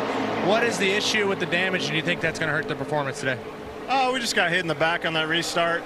The one main financial Chevy's has good speed. It didn't seem to hurt it much, but we might try to patch it up a little bit on this next stop. All right, good luck to you guys. Ryan, off to you. Hey everybody, I got some news on the 51 of Jeremy Clements coming off an 8th place finish last week in Richmond. Unfortunately, had some engine issues. They thought they had a fuel pressure issue earlier, and the motor finally let go. There's a bunch of engine oil sitting there on the turn off into the pit. So unfortunate day for him after coming off such a strong week. That's unfortunate for those guys.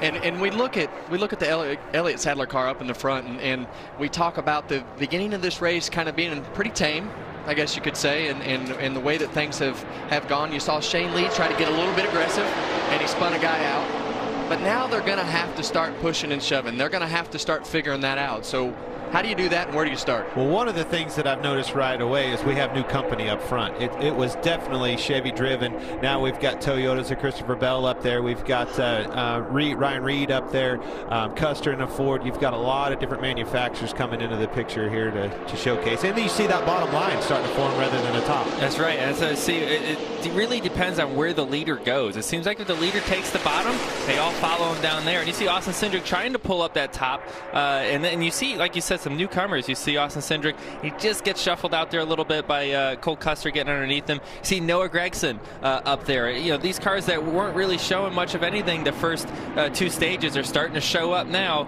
as the race comes to the end. We see the 20, well, we see the 9. Woo.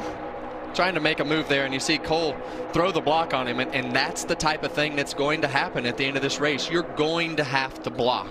And there's an art to it. Yes, there is. And you don't want to be late. Yeah. But, you know, I think you also need to know who is behind you. Tyler Reddick, he's an aggressive race car driver. And when certain drivers are in my rearview mirror, I'm extra in the mirror waiting for them to slip me at any point to put me in a bad position. And I can tell you, if Tyler Reddick's behind me, I'm thinking, at what point is he going to try to make the move to pass me? Because you know he doesn't want to sit there. Bubba, what you got on the 21? Yeah, you know, the mistake that Daniel made earlier got them shuffled back. They, you know, RC, old Pop on top of the box said, take a deep breath. You have a race-winning car, so take care of it. So they got a lot of confidence from that camp, seeing what they can do.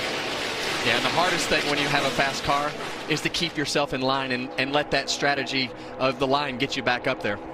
21 radio? That's just our number to where we can make it from, okay? We're definitely going to go longer than that if it allows us. 10-4, you just got to give me a couple laps, make sure people pit with us, you know. We'll be pitting with whoever's around us, okay? If it's under green, it will be pitting with whoever's around us. And that's a good point. You know, they cannot make it to the end of the race on fuel right now. They will have to pit. They won't have to pit for very long, going, you know, I think we can make 40 to 44 laps today. So, you know, you definitely have to pit with a group of cars if you do it under green here.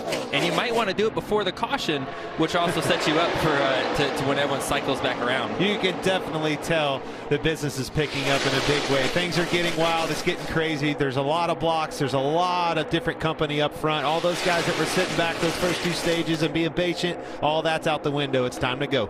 And when you see that many cars changing lanes, usually that's an appetite for disaster.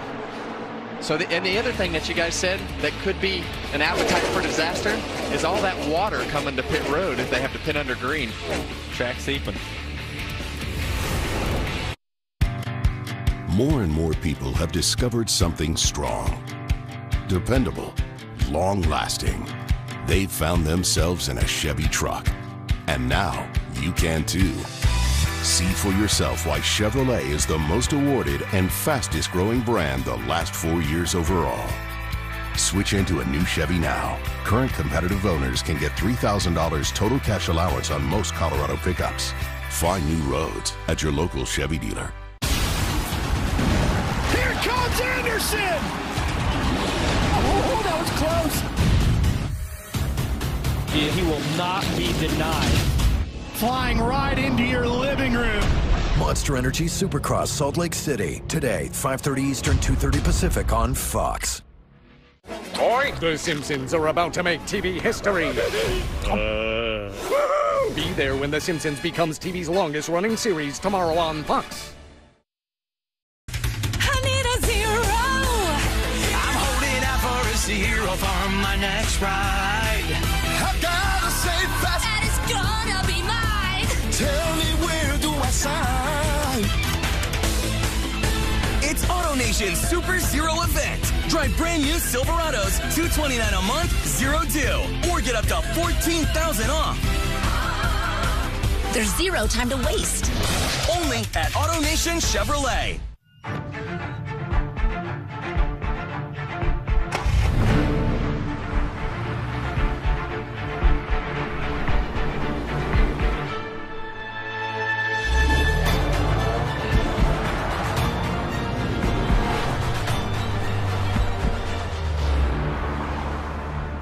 Introducing the most advanced Infiniti ever made. The all-new 2019 Infiniti QX50. Visit your local Infiniti retailer. Goya beans and sauce. Delicious, authentic Latin-style seasoned beans, ready to serve. They're the perfect side dish for real-life chefs. If it's Goya, it has to be good. Drive safe for less. Right now at AutoNation, shop 21 of your favorite tire brands. And for a limited time, buy select new tires starting at $75. Service your car today at the AutoNation store near you. You're watching 7, the news station. Stay connected. Welcome back to Talladega, and as we come back, the pits are open, and this is where the strategy game starts, boys. Bubba? Yeah, 16's coming down for right sides. It looks like, it's some fuel. Pretty happy with the car overall. Gonna ship them out here. Off to you, Eric. 9-car Tyler Reddick coming down here on pit road. He's going to go ahead and take fuel only on this stop, try to keep some track position and see to the end. Ryan? Justin Allgaier coming down, taking 4 tires and fuel. He lost a little bit of track position, made a little bit of contact with the 22. You see the 22 come in and change those flat spotted tires, make a little bit of an adjustment. They hurt the nose a little bit. They'll send him back on his way. So let's see why we're under caution. And here you just see some tight racing. Yeah, you see Austin Cindric check up a little bit, let the 2 in, and 7 just nips him there. Just barely. Doesn't take much. Yeah, it looked like you were saying, Clint, it looked like the 22 checked up just a little bit there, and the 7 came up and just got him in the left rear just barely. Yeah, he was trying to get in the hole. It's so funny how things happen before that sets that up to that chain reaction, and it just accordioned on him, and unfortunately looked like he got us some nose damage. But let's hear some 7 radio. I went to squeeze in between him and the 35, and I think he was debating on cutting left and going to the middle lane. Yeah, it was kind of like that restart. Yep. Everything just kind of backed up there and going backwards instead of forward. So it happens fast here. See the 2 go up, and down he goes.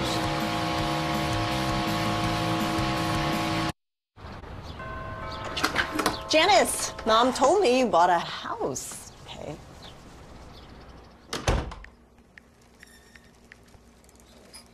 So now that you have a house, you can use Home Code Explorer. Quiet, I'm blasting my quads.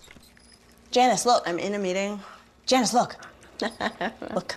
I'm looking. It's easy. You just answer some simple questions online and you get coverage options to choose from. You're ruining my workout. Cycling is my passion. It's the Ram Spring Sales Event. So long live the heavy-duty trucks with best-in-class fifth-wheel towing and a proven Cummins turbo diesel engine. Long live dependability. And long live the heavy-duty truck that helps those who help others. Hurry in during the Ram Spring Sales Event. People are taking steps to fight type 2 diabetes with fitness, food, and Farxiga, the pill that starts with F. Farxiga, along with diet and exercise, helps lower A1C in adults with type 2 diabetes. It's 1 pill a day, and although it's not a weight loss drug, it may help you lose weight. Do not take if allergic to Farxiga. If you experience symptoms of a serious allergic reaction such as rash, swelling, difficulty breathing, or swallowing, stop taking and seek medical help right away.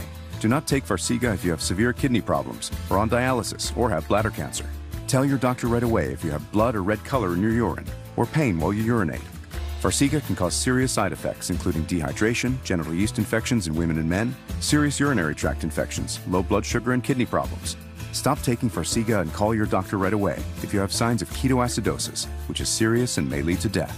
Fighting type 2 diabetes? Ask your doctor about the pill that starts with F and visit Farxiga.com. If you can't afford your medication, AstraZeneca may be able to help. Springtime is the time to buy a new Polaris. Right now, the world's best-selling side-by-sides and ATVs are priced to move, with rebates as high as $1,200. Get rolling at Polaris.com. These are the world's most hardcore wheelmen. Speed is their only master. Victory, their only reward.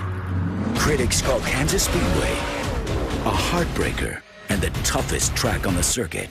So pack your cooler and buckle in, because this May's biggest action hit is still being written. The Monster Energy NASCAR Cup Series at Kansas Speedway. Rated U for unexpected. Becca's smile is getting a lot of attention. That's because she goes beyond brushing with ACT mouthwash. ACT freshens breath and strengthens enamel, protects teeth from harmful acids, and helps prevent cavities. Protect your smile every day. Go beyond brushing with ACT. Baby, I lost my way, but I'm going home.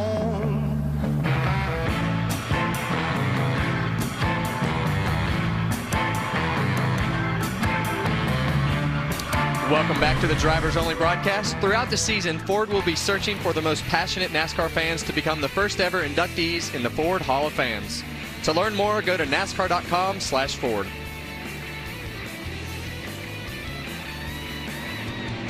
And speaking of drivers, moments ago in the Hollywood Hotel, apparently we had an ice cream eating contest. You have got to be kidding me. I'm glad to see they're working hard. This is definitely a one-man race here. Look at Ricky. Where's Ricky even looking at? Ricky's like, where did we find this guy? You think this is normal, or have we not done a good job of managing our media experience here? You think they're just eating ice cream all the time? Do you think they do that normal? Do you, Michael? Do you? I mean, nope. Do you feel like Shannon and Larry are eating ice cream in the Hollywood Hotel? Yeah. Well, Don't hate the hotel. The hotel's got a lot of great things going on here. It's got some great people, great staff. It's okay, guys. What kind of ice cream are you eating? Was that an ice cream sandwich? Or? It was actually a Klondike bar, in case you want to know. Okay. I think they're sponsoring the Junior Motorsports cars, so we probably got it for free. But that's okay. Yeah, free is for me. I tell you what, boys, while we were under break, I knew we had messed up when the door opened. I look over, and it's Mike Helton. When Big Daddy shows up, it's never a good thing. I felt like we definitely said something we weren't supposed to say. But he said we were doing a good job, and he enjoyed listening to us. So that's pretty awesome. Mike Helton with NASCAR. He is. He pretty much long-standing boss. I would look at boss when he rules with that mustache, man. He's kind of like whatever he says. When people talk, he listens. When he talks, people listen. Yeah, we shut up. Definitely. Yeah. When he talks, we don't talk. Have you guys noticed this Dash for Cash? To 2 cars on the front row racing for $100,000. I like how this is shaping up. Show me the money. Here we come to the green flag here. 48 laps to go, boys. Coming to the restart. 2 guys racing for $100 grand. Business is about to pick up. I like it. And this is where, we talked a little bit under the commercial break and how these inexperienced guys, we haven't been racing a whole bunch today. So a lot of this is trial and error on what they're going to do here in the next few laps and the moves they're going to make. So you're going to see a lot of mistakes. You're going to see some missed blocks. You're going to see some crashes, which is definitely the time you want to see yourself up front. You see those 2 Gibbs cars that figured out down there with Noah Gragson and Christopher Bell. And then you see Elliott Sadler knowing what he's doing up front. The number one thing I see going on right now is all these guys have lost their dancing partners. Somehow, some way, they're going to have to get situated again, going to have to line back up with your teammates, because we all know from experience that's what it takes to get that winning move. And from about 16th forward are the guys who didn't pit. And so we've got about a 10-lap window here of guys that are in different sections of pit strategy. So, Ricky, do you have anything to add on the strategy? I do. Looking at some of those cars that kept coming back in and topping off, I like that move. I think, as you know, running around in the draft, you can save a ton of fuel and still keep up. So those cars that kept coming down pit road, my get-home lap was 69 to 68 that Larry Mack and I crunched the numbers on. So the 9, 16, 7, 22, 19, some of those cars that came down pit road, I think are in a great position coming into the end of this race. Some of these lead cars, not a lot of experience, are going to have to come down pit road. Maybe under green could be costly. Ryan, down to you. Yeah, everybody. Like you said, Ricky, I really like the call on the 22 to 7. A couple other cars that came down pit road and topped off. I talked to Brian Wilson, the crew chief of the 22. He said they're really, really close to making it. So he can take a little bit of time trying to get back up to the field to save a little bit of that gas in the draft like you talked about, to see if they can run all the way to the end. Bubba, what do you got? the same thing that we've all been saying. The front runners that stayed out there, they are in desperate saving mode here. They're going to need a lot of several caution laps here to get that window open up for them. But this is Talladega. You know, cautions do breed caution, so it might fall into their hands. We'll see what we got. Back to you guys. Man, I think these guys said, you know what, we're going to ride through these first 2 stages, and then we're going to race. I bet you there's some spotters and probably crew chiefs saying, now there is 45 laps to go here. But, I mean, that's what we love about this place. Whether you're a competitor or a fan, the heart rate goes through the roof, and this is what we live for. Well, I was just going to say something about the 9 because I felt like last lap he was in the bottom lane. And this lap he's in the top lane. Eric, what's he got going on? Apparently his car changing lanes pretty good. Well, it does look to be changing lanes pretty good, but he came down and topped off on fuel like Ricky was saying, and I agree that's a good move because if you look back to Daytona, he was the guy that barely made it on fuel and had the track position to get to the end and win the race. So hopefully it's going to work out the same for him today. And we see some of those guys that came in and topped off at the end of that last pit cycle. You see a couple guys on that last pitted on lap 63. He's one of those guys that came back in the next lap and pitted on 64, and Cindric came in on 65. So there's a couple laps, and that could matter. And it's not easy to move through this field. You see back here the 7 car of Justin Allgaier, right? He was up front, you know, doing really well. He's got a fast car. He has made 0 progress since this race has restarted. So it is definitely, you get trapped back there, and there's only, you know, where are you going to go? It's 3 wide. You got no lanes to move in, so you got to be patient, but you don't want to get in that crash. He's in the danger zone. It definitely gridlocks. As wide as this track is, you're sitting there watching these cars and you're thinking, man, you can go whenever you want. But if you're not careful, you can get trapped back there. Just like yeah, and it sounds like the 7 car is sitting back in the pack saving gas, and he came and topped off as well. So it'll be interesting to see how all of this strategy plays out at the end. There was an idea to bring together a group of remarkable people to help save the universe from paying too much on their car insurance. Hey, there's cake in the break room. What are you doing? Nothing. Marvel Studios' Avengers Infinity War in theaters April 27th. Now, where were we? Give us the work no one else wants to do. We don't just go against the grain. We grow it. Give us the frontiers, the places where success is measured and pushed limits. Give us the middle of nowhere, where the only map is your buddy's tread marks. This life, no one's born ready for it.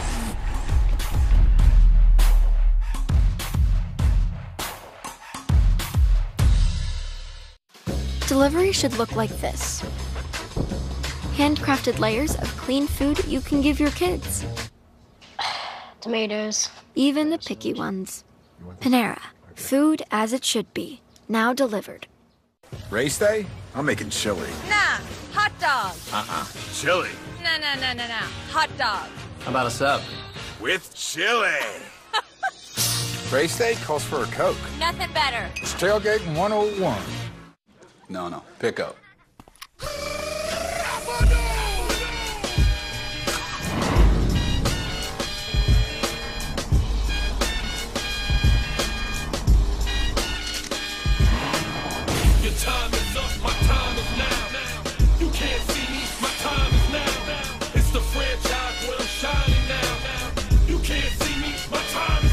The 2018 Camry. Toyota. Let's go places.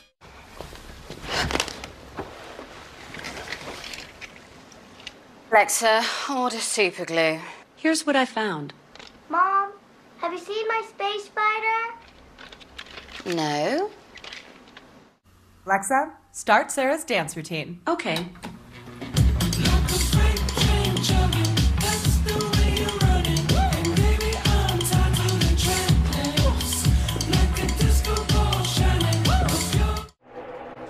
Aerial coverage provided by Goodyear. Everything they learned making tires for the grueling demands of NASCAR inspires what rolls into yours. Goodyear, the official tire of NASCAR. It's now time for the progressive race summary. We've seen a few leaders, and I think 7 lead changes, 8 lead changes, 7 leaders, 34 cars on the lead lap, 4 cautions, and 21 caution laps. And I think those caution laps are going to be more important for a lot of these guys that are playing the strategy at the end. You hear he thinks his right front might be going down. You got these leaders who are all going to pit. And on the pit road, on the apron, it's wet. The track is seeping wet from when it rained here on Thursday, I believe. So this is going to be a big moment right here. Make sure everyone knows. This is a big opportunity for something bad to happen. You can see the water coming on the pit road. Whoa! Yep. And then you can see he got right in that water. And he's going to be okay here. Well, I thought he was going to save that. Bubba? Yeah, Elliott Sadler's just coming down. Looks like for fuel only, as we've seen a big old mess getting on the pit road there. The 16 as well, just taking right sides. And it looks like they're going to do 4 tires here. But you know, the one's already off pit road, so down to you, Eric. Inaudible here on the 42 car. The mishap coming on the pit road, they're going to switch over. No, sorry, fuel only still, even after the spin. They're going to go down and away and try to make it to the end of the race. Well, that was eventful. You knew it. We knew it was coming. I said, well, I knew from qualifying. I saw that water, as we all did, coming on a pit road. And, man, when he came down there, he had a big head of steam. Always a good opportunity for something bad, catastrophic to happen. And also, the one car of Elliott Sadler was too fast entering. He probably did that when he saw the 42 coming on so fast. He might have. And he had to get around him because he was coming back across. So just a lot going on right there. And a speeding penalty right now at the end of the race. This is a tough time. Ryan, what do you got with the 98? The 98 of Chase Briscoe bringing that Ford Mustang down for four tires and fuel, trying to get back out there and make it to the end of this race. Eric, what do you got? Just when it came down, takes fuel only. He's going to do the same strategy, just trying to keep some track position here and trying to make it to the end of the race. You saw those two teammates leaving, pitting on the same time together. I think you'll see a lot more of that tomorrow. That's something we all talk about, playing to try to get out there, because that's how you make the most time.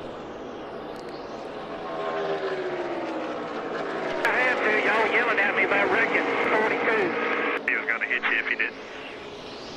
Yeah, I mean, that's really what you had to do. You had to speed up to try to protect your car. And, you know, the 42 was committed right here, and you're going to see him hit the water. And as soon as he hits the water, the thing starts to swap ends on him, and Elliott had to gun it to keep from getting T-boned in the left rear. So that was just that was a very unique situation that, fortunately for Elliott, didn't wind up in a wrecked race car. Unfortunately, it wound up in a penalty. Well, and now you see some of the strategy all starting to play out. Justin Allgaier, Jeff Green, Austin Cindric, your top 3 right now. Those cars are the ones that are saving fuel, that pitted before we went green, and now you see them up here racing for the lead. Yeah, absolutely. A lot going on right there. As we all know is coming when you have to pit, and some cars already pitted, some didn't.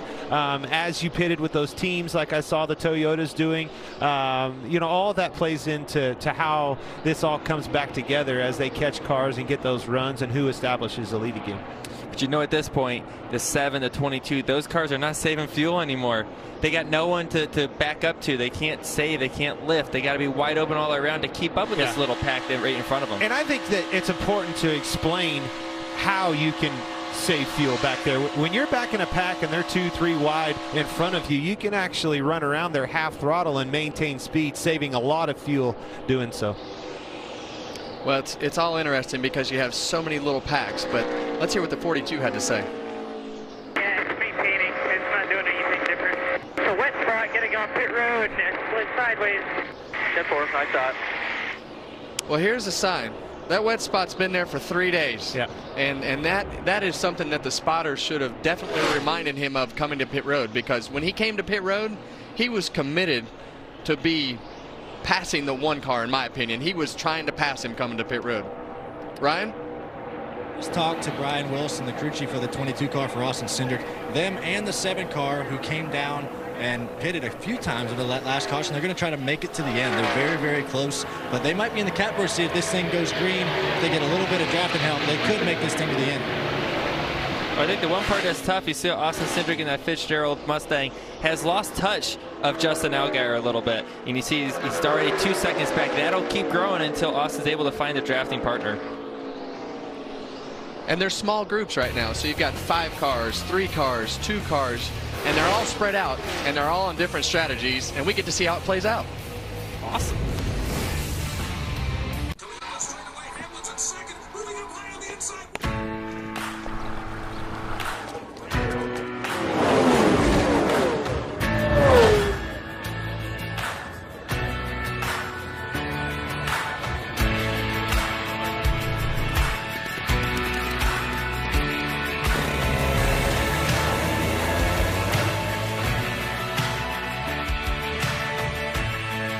Toyota, let's go places. Being a kid is all about freedom. The freedom to play. Freedom of new experiences. And the freedom for all kids under 12 to get into any NASCAR Xfinity Series or NASCAR Camping World Truck Series race for free. It's good to be a kid. Bring any kid under 12 to any NASCAR Xfinity Series or NASCAR Camping World Truck Series race, and they get in free. Visit NASCAR.com/KidsTix to learn more. This next song is all about my $20 fill-up. 8 pieces of Kentucky Fried Chicken, all the fixings, and it'll feed your family of 4. Hit it, boys. A 1 and a 2, and we're out of time. It's finger-licking good. Some things should never change, like the crisp, cold refreshment of Busch. But some things should, like John's lack of awareness. Main menu. To hear the options again, press 4. Main menu. I'm sorry, I didn't get that.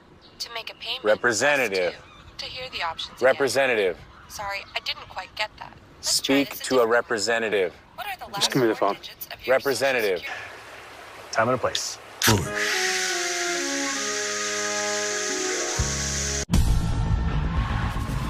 No one agrees on the best. Everyone agrees on the 2 best. One's a miracle of human genetics. One's a god. One controls the game. One finishes it. They play each other every year. And we still can't decide. King Kong versus Godzilla. Does it matter who wins? Explosion of the exceptional. This season, who will rise to the top?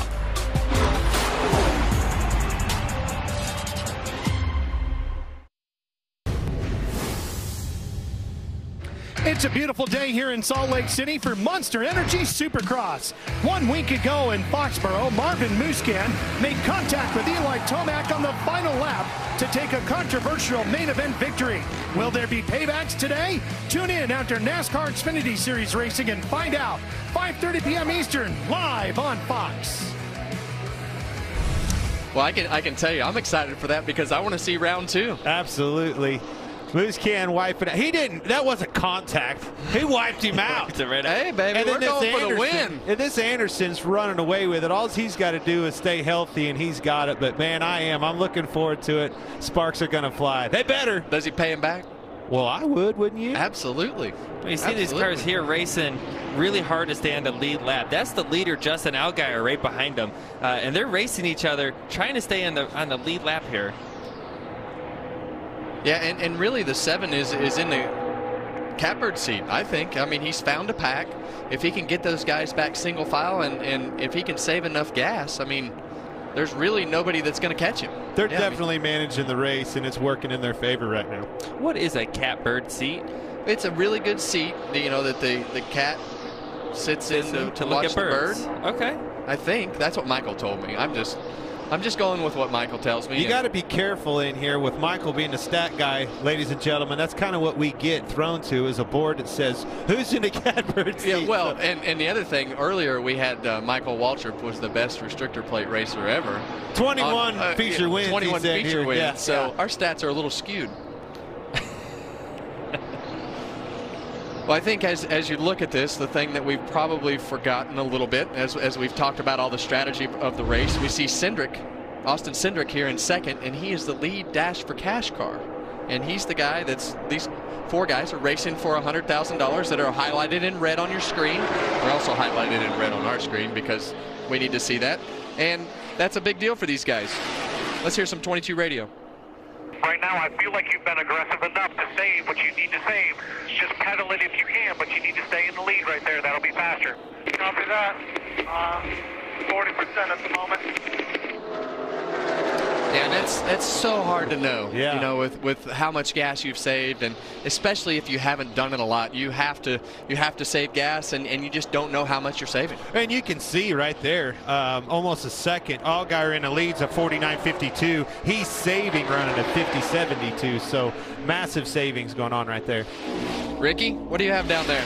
Well, Larry and I were crunching the numbers here. The 7 car is going to have to stretch it to 48 laps on his fuel. He was saving pretty aggressive at the start of this last run. did not try and work his way up through the field. And looking at lap times, nobody's going to catch him. As long as he keeps picking up cars in his line, I think no caution comes out. He's looking to be your winner right now. Rick, I mean, do you think that, I mean, he's a second and a half faster than the other groups. Is that using more gas or less gas? What do you think? Well, look at this whole thing, right? I mean, if Justin Allgaier, he's up front. If he runs out of gas, Cindric wins. If Cindric runs out, Smithley, Miller, McLeod, Martins, all these guys, you imagine one of those guys bringing home the win. Talk about the underdog situation with a great shot at maybe making it happen today.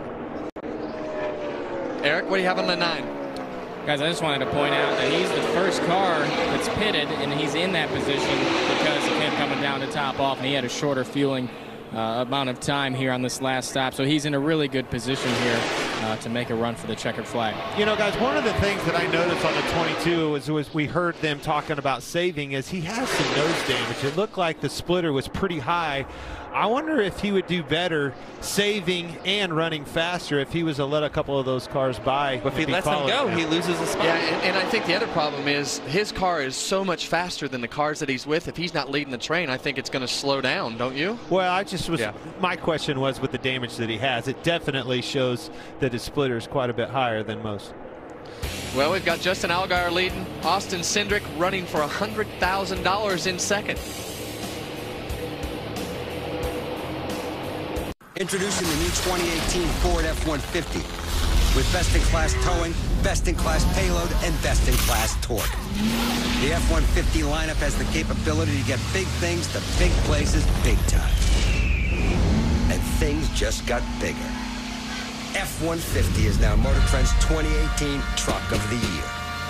This is the new 2018 Ford F-150. It doesn't just raise the bar, pal. It is the bar.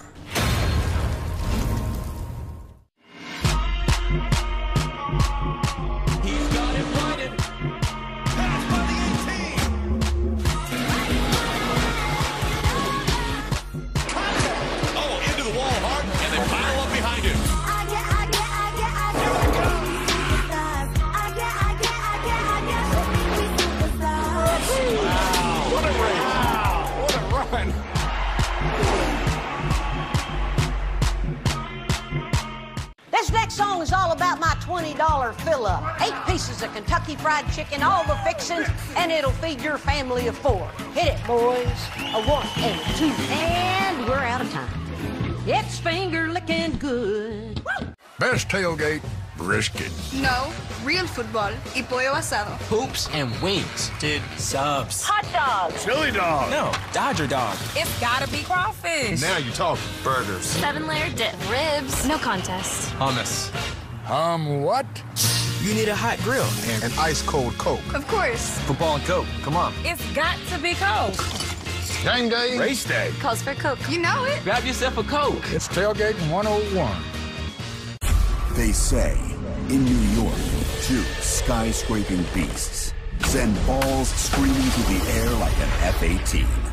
In LA, one opens the heavens with his bat, while the other is dominating like the Bay. Yankees, Angels, tonight on FS1. Section 233, row 1. Truex Jr. wins! You get a seat, but we doubt you'll ever use it. Grab your seats at NASCAR.com/tickets today. I'm gonna leave it all out there to dry. I'm gonna leave it all out there. I'm gonna leave it all out there to dry. You're watching the NASCAR Xfinity Series live from Talladega. Drivers only broadcast. Ricky Stenhouse, Brad Keselowski here. Justin Allgaier leading what looks like it might be a fuel mileage race. Austin Cindric second with $100,000 on the line. What do you see so far, Ricky? Well, right now I see that Justin Allgaier is still sitting, as Kevin and those guys were saying, in the catbird seat. And I think right now he's smiling, just praying that there's no cautions. But when I look at the leaderboard, you know, this race is still going to make you eligible for the Dash for Cash at Dover. I'm looking at some of the top 4 that could be eligible for that Dash for Cash. Smithley, Miller, maybe even B.J. McLeod, some of those cars, they're getting excited right now. Well, the race is starting to wind down, but still a long ways to go. 20-some laps this time at the line. Kevin, back up to you. Yeah, we have a problem up here, and apparently Boyer has the biggest problem with it. Cindric said that if he won the $100,000, what would he buy? An 83 Volvo station wagon with a Mustang engine? What? I mean, the only way you can make it better stat? is put a Mustang engine in it, but it's a freaking Volvo station wagon. You know how many friends you can get talked into riding with you in your 83 Volkswagen station wagon? Absolutely, grand total of 0. Yeah. I don't think the chicks are going to dig that ride. No. No. All right, let's see what happened here. And you know, I think this is about what we were talking about, though. I think this is about the speed of that group and the cars that Cindric was running with. Is it from the damage on his nose? Is it from the cars in his group? But that shows you how fast, you know, the 1 and the 16, how much faster they were. How so much is he saving slower more gas? he was, 40%. Is he saving more gas now behind him? He should be. Now that he has cars behind him and in front of him, he should be able to run at less throttle, which helps secure him that possible victory if Justin Allgaier was to run out of gas.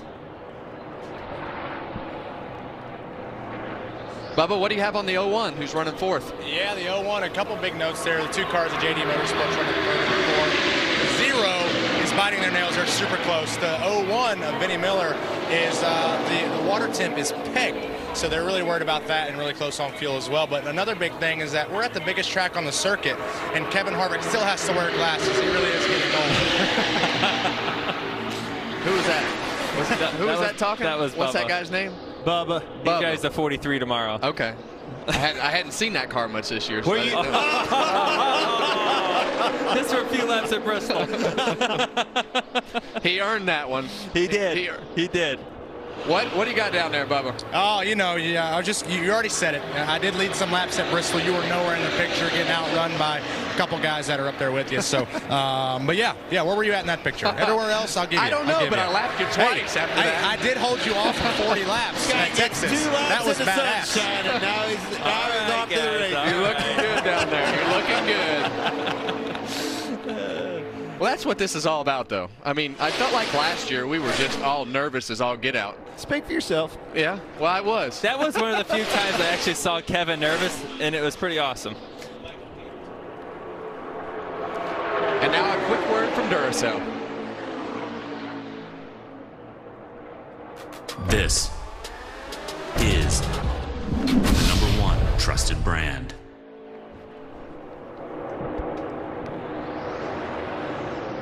Oh, 2 cars off the pace. Looks like a right front down. Yeah, splitter looks on the ground there. That was a bird. I thought it was a piece of the tire. I see that tire bird? everywhere, don't you guys? I mean, I really want to see a caution right here. It's amazing the difference on perspective of what you see and don't see from the booth to the track. If he drops some debris here, this will be the caution. You wonder what caused it, if it was contact or just a piece of debris, something he ran over. Wore out. A lot of laps on these tires. That's true, too. And what a good tire, though, right? Goodyear's done a great job of giving us good tires that we can run these long runs that we've seen today. That's when the crew chiefs force it. When you have a tire that doesn't wear much, you say, all right, we can keep going, and you see them run these strategies out to fuel, not necessarily to tire wear, which we're seeing here right now. But very lucky to have a right front tire go down. We've seen it time and time again. Usually it blows the whole front end off of it, rips the right front fender off. Very lucky to get it to pit road here and get it changed. In the 42, he's still on the same tires he spun out on. I think they did a good job of watching that incident and noticing that he never slid the tires, didn't, hold the brakes and slide them and have a flat spot or anything else. So I think that was a safe, smart move. Ricky, I know that you have some information on it too, but when you're done with that, let us know exactly where you think the 7 car is on fuel and how much he needs to save. Well, Larry Mack just informed me that the 2 car last took right side tires on lap 28 of this race. Brad and I were sitting here talking that very well could have easily slid those coming to pit road under that green flag pit stop. And, man, like I said, the 7 car was going to have to go 48 laps.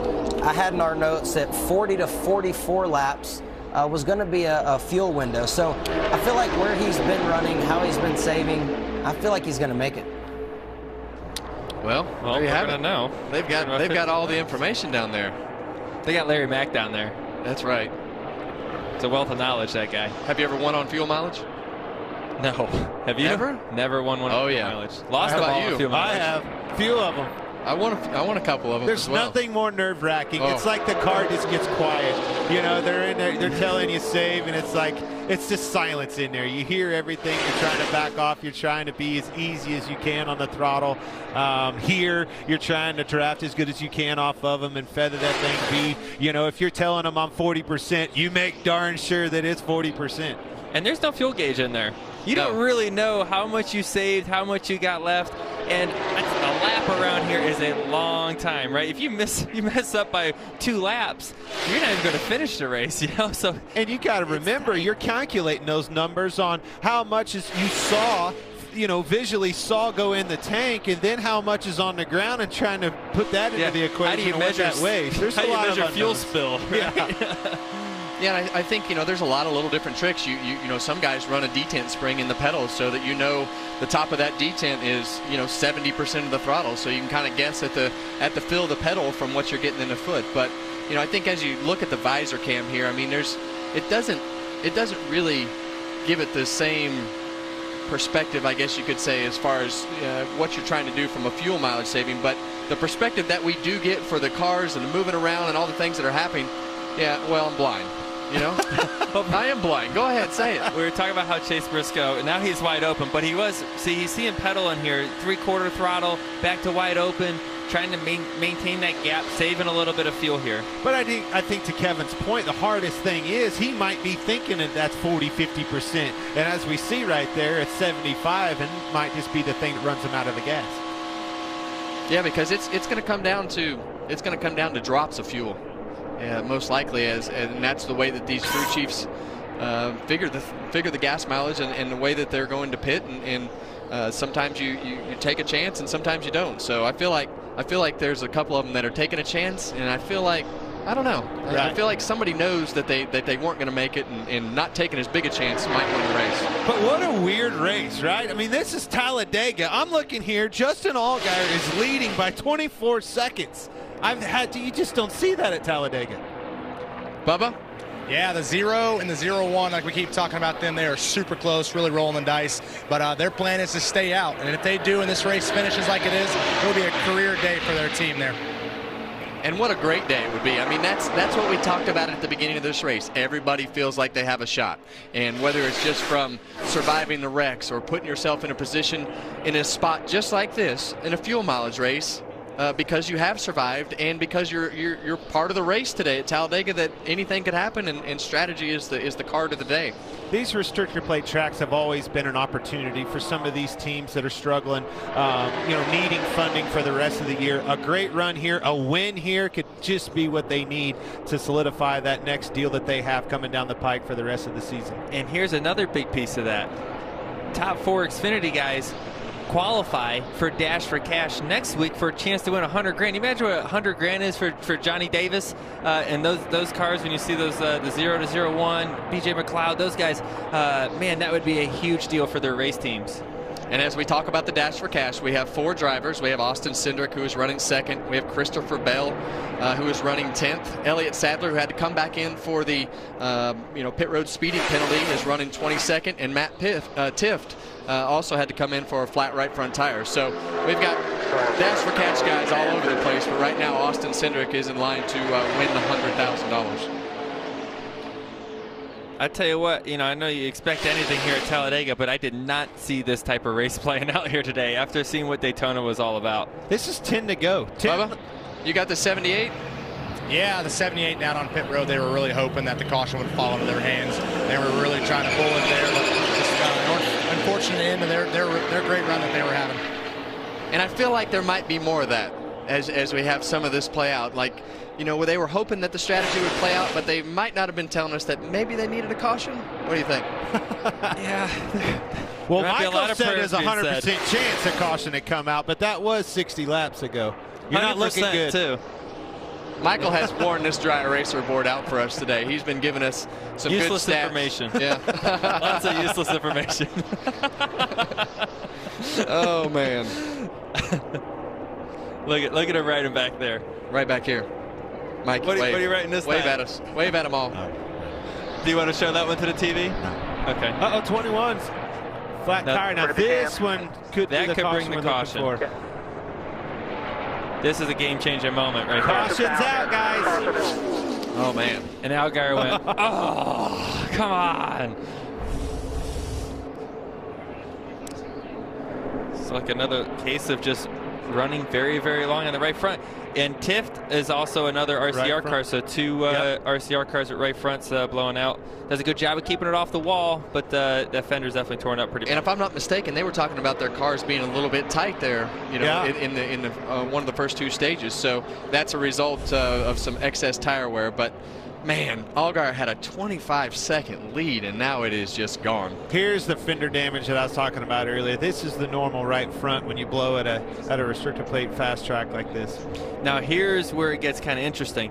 What do these guys do that have been stretching enough fuel? I think they stay out, but some of these cars may think, man, we got green-white checkers. I would They're think gonna you wad have them to up. plan on that. You gotta. Well, I think you gotta stay out. If you're in the lead, you can't pit from the lead. But if there's a green-white checker, there's no way they're gonna finish this race. This caution is gonna help them save some fuel, but if there's a green-white checker, I think they're in trouble. Daytona had 3 green-white checkers. I don't think it's ending anytime soon. What are you hearing down there, Ricky? Well, that 21 car, same situation as the 2, had not put rights on since lap 28. So that's something to look at. For us, you know, for tomorrow, to Joey's point, whether you pit or not, if I'm the crew chief, I'm a little worried. I've seen the way these Xfinity races can end with, you know, cautions breed cautions, green-white checkereds. I'm a little nervous. I'd probably bring her down pit road. From the lead even, huh? That's I don't know. gutsy call. I mean, you don't want to run out, but I don't know. I just feel like could be more cautions. They've been riding around single file for so long, they're ready to race. One thing I know about Patty, your crew chief, is he'll gamble. If you don't want to, he will. We'd stay out. Well, you know, I think the interesting thing at this particular point is you've got all the strategy and these guys cutting it really close on fuel. You know it's going to be bumper cars at this particular point, and the possibilities of having overtime finish, at least one, are high at this particular point. So do you gamble on the fuel, or do you say, okay, I know we're going into overtime and I'm just going to have to bite the bullet and come pit? I think anytime you come to Talladega, you're gambling when you get on that racetrack. So put the cards on the table, let's roll the dice. I think it depends on who you are, right? If you're one of those cars that don't typically have a chance to win, and this is your chance, don't give it up by coming and taking fuel. Go for it. Yeah, well, we're going to find out because the pits are going to be open, and we're going to see how the strategy plays out. And you know, I think as you say, you know, you're leading the race. Do I just play it out and see if we don't have the overtime finishes, or do I come to pit road? And I guess right now we're getting ready to see exactly how close these crew chiefs are cutting it, and you whether see they Garrett need fuel. Smithley, you know, Vinnie Miller, those guys. This is your shot.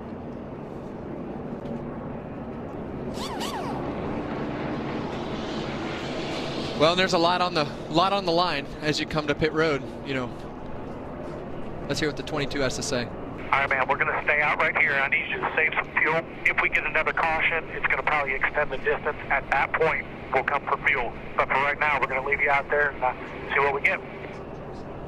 Well, there's our answer. Yeah, I stand corrected. Joey, you're right.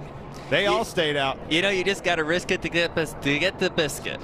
Who said that yesterday? Someone said that in our production meeting.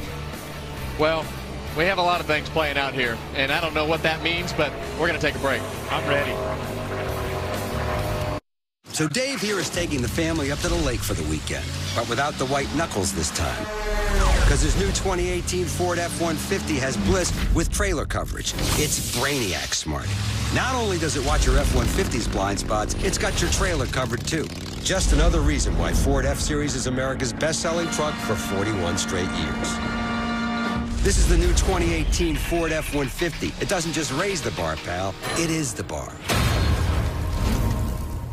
Some things should never change, like the crisp, cold refreshment of Busch. But something should, like Mike's aim. Mike, toss me a Busch.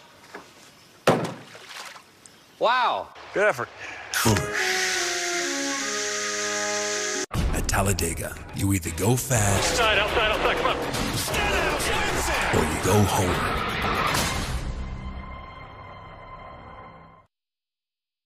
Hyundai is #1 in customer loyalty for the 9th year in a row. Get more room than Camry or Accord in a Hyundai Sonata. Lease for just $119 a month or buy with 0 down. Get a great deal more for a great deal less. Save even more this week during our sale at Hyundai.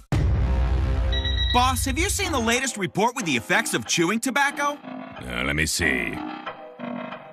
Yuck! Nobody wants to see that. Watson, you know how I do this job. I ignore the consequences. Even the nearly 6 million people worldwide dying yearly from smoking and chewing tobacco? I said ignore, Watson. What are you, a dummy? Tobacco is no joke. Chewing tobacco leads to oral cancers. Learn more at thefactsnow.com.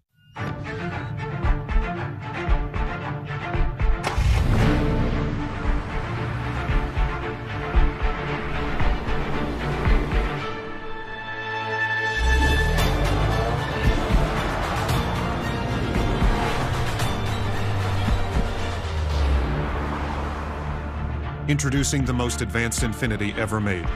The all-new 2019 Infiniti QX50. Visit your local Infiniti retailer. Hyundai is #1 in customer loyalty for the 9th year in a row. Get the Santa Fe Sport for less. Now only $159 a month or buy with 0 down. Get a great deal more for a great deal less. Save even more this week during our sale at Hyundai. Christine, Diana, Alex, and Vivian. Today in Florida, weekday mornings starting at 5.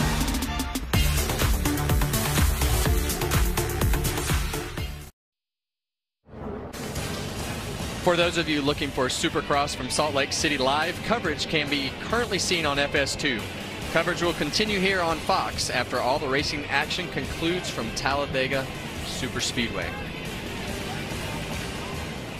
So, you know, I think as we look at the strategy, obviously you were right, and we have to tell you the first time that you've ever told me that. Yeah, you were right. But I think as you see the 0 car who was running third right there run out of gas, does that make you nervous? Or what Maybe nervous. I mean, he wasn't even close. Yeah, not even close. Brad, Ricky, what do you guys think? Are you nervous down there, or has Larry Mack got you straight? Actually, I think the 7 and 22 have the right strategy here, Ricky. They're going to stay out and hope that this thing stays green. Yeah, right. and then they'll have enough fuel. But if it doesn't work out and they get a yellow, they have to pit. They'll come back to only about 12th. Yeah. As we saw, Elliott Sadler, he drove through the field, Ricky, and he got, up to the front in no time. So with only 12 cars on the lead lap, I think this is a good call. I'm still up in the air. There's only 14 cars on the lead lap. You pit, you start 14th, but I guess you pit later, and you still start 14th. So I like the gamble. I thought Allgaier was going to make it under green anyway, so stay out there. Ryan? Hey everybody, I'm here with the crew chief, Brian Wilson. They're on the same strategy as the 7 with pitting and trying to make it to the end, and it looks like they're going to stay out here. It's been a pretty up and down day for you guys, but it was almost too good to be true. What do you guys think for the end of this race? Yeah, exactly. It definitely was too good to be true right there. It was playing out to be a really good situation for us. Now, obviously, we're going to have to race for it. I don't know how much that damage has hurt us, but, Fitzgerald Ford looks good up front there. Hopefully he can keep it up front. I'm head engineer as well. Andrew Overstreet, you good? It's going to be close. Eric, what do you got? I'm down here with Dave Ellens, crew chief on Tyler Reddick's #9 car. First, are you good to make it on fuel? And second, how aggressive is Tyler going to be here to get to the checkered flag first? Well, we're definitely good on fuel because we made that extra stop. Interested to see how the restart goes here. Guys in front of us don't quite have enough, so we see what we have. We've had a fast car all day. Sounds good. Thank you. Good luck. Well, the 7's out of gas. 7's out of gas currently, and I think as you look at the pit strategy and the way that things have shaken out, obviously either they didn't calculate it 100% correctly, or he didn't save as much as he was thinking he saved. Definitely catastrophic. And when we saw that 0 car out of gas, I think a lot of them are going to be in trouble. In a bad place to run out of gas. It's going to take a long time. He's got to get a push vehicle to push him all the way around this 2.6-mile racetrack. Well, it's just it's a tough thing to do. It's hard to figure fuel mileage because, like you said, they know you need a push. It's a gamble. It's a gamble, but you have to take that gamble when you think that your calculations are correct, and you have to take the gamble to try to win the race. So, I don't obviously now you know that he wasn't going to make it, and there's the proof in the pudding. Yeah, I bet Brian Wilson on the 22 right now is thinking, oh boy, after seeing one of them run out of gas, a couple of them run out of gas already. So, Blaney, what do you got on the 7? Well, Brian Wilson on the 22 made me feel pretty good about their strategy until I saw the 7 run out. And now it's got to be getting really close. Maybe Justin didn't save as much, or they didn't get the car as full as they thought they did. So devastating blow. They had this thing in the bag before that caution. So by the time they get a push truck to it, who knows how many laps we're going to click off here. So we'll find out. Definitely very nerve-wracking for these people who stayed out. And I think he hit it right there. Not only is this showing everybody they might run out of gas, this is obviously adding another lap to their program that they weren't counting on. Yeah, you know, I think as you look at Cindric, I mean, he's 10 laps less fuel than the next car behind him. So I think that's catbird seat. That's a catbird seat. Brad, what are you thinking? Yeah, I think the 9, the 19, and 20, those 3 cars are in a great position here. The 22 has saved a lot of fuel, but he has damage, quite a bit of damage to the front end. He's going to be off the pace, even if he has enough fuel. But going back to the 7 car, one of the things I'd like to point out is that these cars run with a different fueling system than what we have in the Cup Garage. So their fueling system, it's a lot easier for the cars to run out of fuel, even when they have a little bit of fuel left in the tank, especially when you get to tracks that have high banking, like Talladega Superspeedway has. So he might not actually be out of gas in the tank. He might just be out of gas that was able to pick up. Obviously, his team felt like they could make it pretty easily here, and that's not the situation as he's being pushed back. You know, something I think is going to be really important for Austin Cindric right here is keeping that pickup full. You know, where the fuel gets taken out of the gas tank is usually in the right rear corner, and when you're under caution of the fuel cell, when you're under caution, though, all that fuel is on the left side because of the banking. And that's going to be something that there may still be a little bit of gas in the tank, but he didn't have it all to the pickup and shows like he's out of gas. So you see him swerving, trying to get that pickup full. That's something that he's going to have to do to make sure it doesn't stumble on this restart. Just shoots a lot of new life in a lot of teams. We went from 13 cars in the lead lap to now there's 21. So, you know, Elliott Sadler, all those guys that had some mishaps early, this is their chance to get back in the running. And that's pretty typical for Elliott Sadler. He's always kind of coming from behind and puts himself in position at the end. What do you think? What do you think down there, Bubba? Yeah, I was pretty excited about the beginning of the race on my side of the pit road. We've been killing it with 2 stage winners with the 1 and the 21. But with this caution here and what just happened with the 7, that puts the 1 back on the lead lap. Now, although he is 20th, it took him only 5 laps to get up inside the top 5 of the top 10 where he was at the beginning of the race. So you've seen stranger things happen. And I want to know, how many stats are we keeping on Ryan Blaney saying, hey, everybody, every time it comes to him? Man, he is just leveling us today. Shots fired, man. Shots across the bow. Eric? We're down here with the crew chief of the 19 car, Chris Gabehart. Chris, you're good on fuel. What have you been telling your driver to make the right moves here for the end of the race? Well, there's just a lot you got to do even under caution in these races when you're low on fuel, and been really concentrating on getting him to do all of that.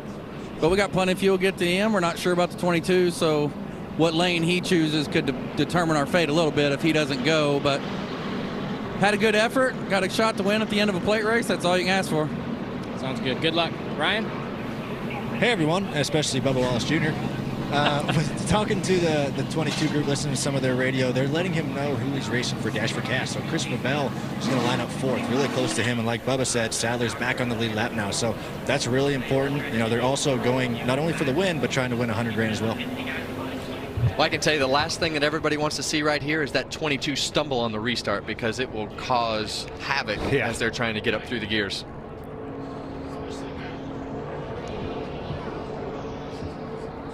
Watching who's been the most aggressive helping.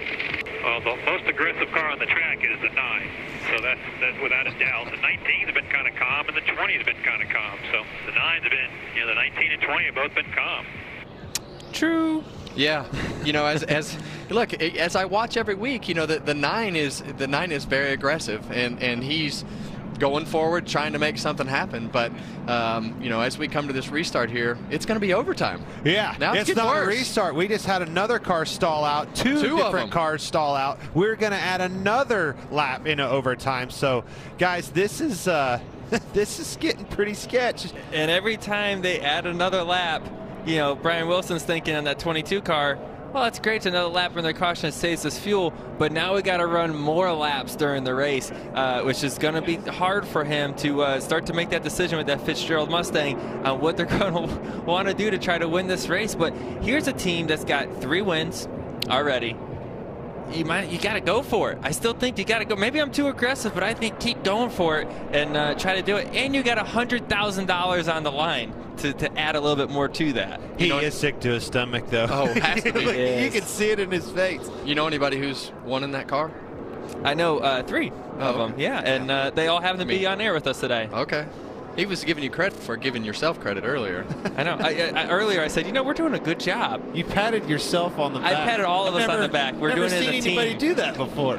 You know, sometimes you got to give yourself a little pat on the back, a little attaboy every now and again. Sure am doing a good job. You ever do that in a race car? Just like, man, I'm doing really good. Maybe that's what I'm missing. Right now, Mikey just made a good point. He said, you know, it looks to me like the bird flew away and the cat jumped down because the catbird seat is no longer any good.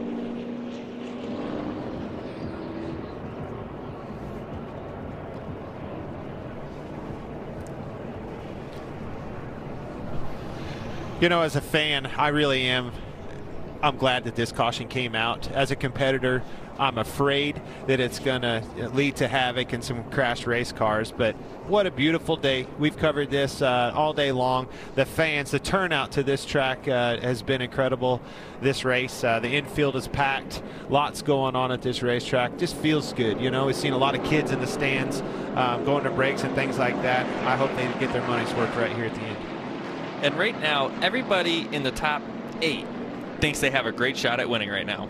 And that's one of the coolest things about Talladega and being that great equalizer. Anything can happen right now in this restart, whether they crash or not. If you just get the right runs at the right time, that hole opens up at the right moment, you can definitely pass a lot of cars, get yourself to the front. Shoot, you might win this thing. There's a chance they crash this before the start-finish line and you're able to sneak away and grab a win. We've seen that all happen here before. Well, we've got the Dash for Cash today, and they've definitely had their fair share of problems. You see Christopher Bell having a left rear tire problem. Rode around, got it wrapped around the brake line. Austin spun out. And is now leading. Didn't get hit, and is now leading the race with a bent nose splitter. And then we have Elliott Sadler speeding so he doesn't get T-boned in the left rear by a spinning John Hunter Nemechek. And here we are. And we still have Cindric leading, racing for 100 grand. You've got Bell in 4th racing for 100 grand. And oh yeah, like we said earlier, Elliott Sadler back in the game. On the lead lap. Overtime, sponsored by Credit One Bank. Oh, and you see the 22 stumbling. Oh, man. And then what's going to happen here? Are they going to wave it off? Or are they going to we're still going green.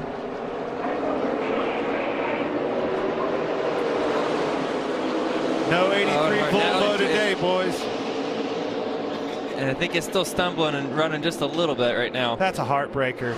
And you see the 3 car. Cars maybe. Looks like maybe the same thing for him.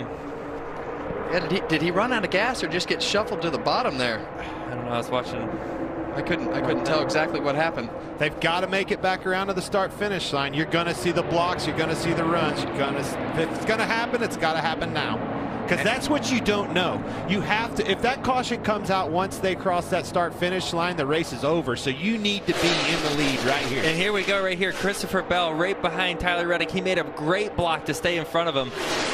And then Spencer Gallagher on the bottom. Been on the show all day long, right there. Racing for the lead. Now it's all about who gets that push at the right time. Unfortunately, Spencer's got no one behind him right now. He's going to have to hang strong on the bottom. But here's where Tyler Reddick, he's trying to side draft, but he has to stay in that mirror and make sure he's looking at Christopher Bell.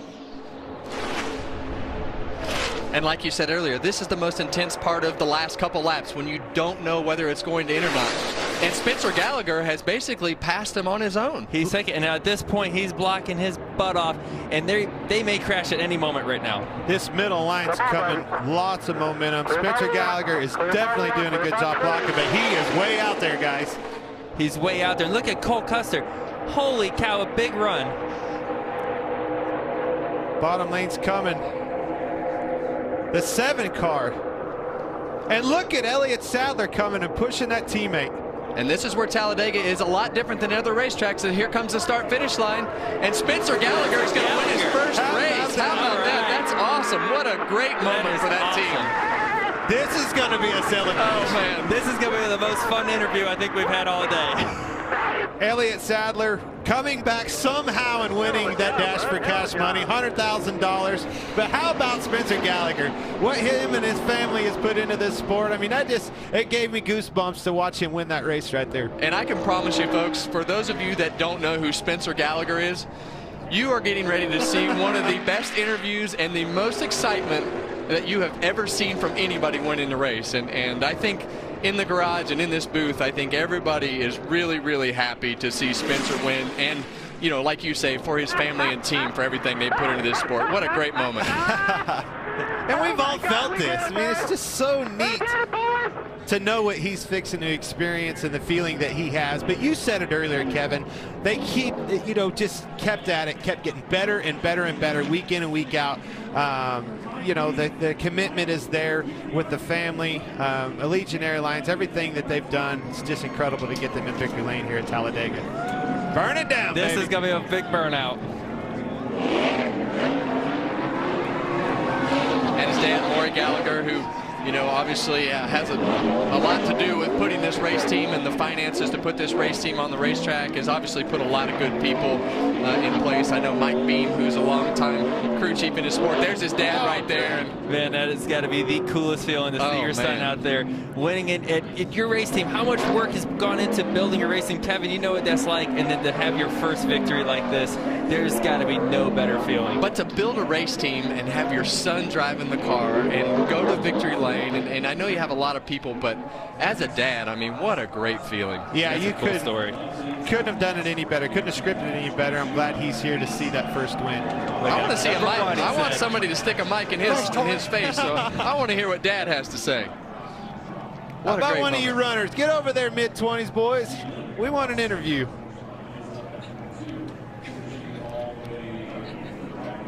Yeah, let's see how he took the lead here.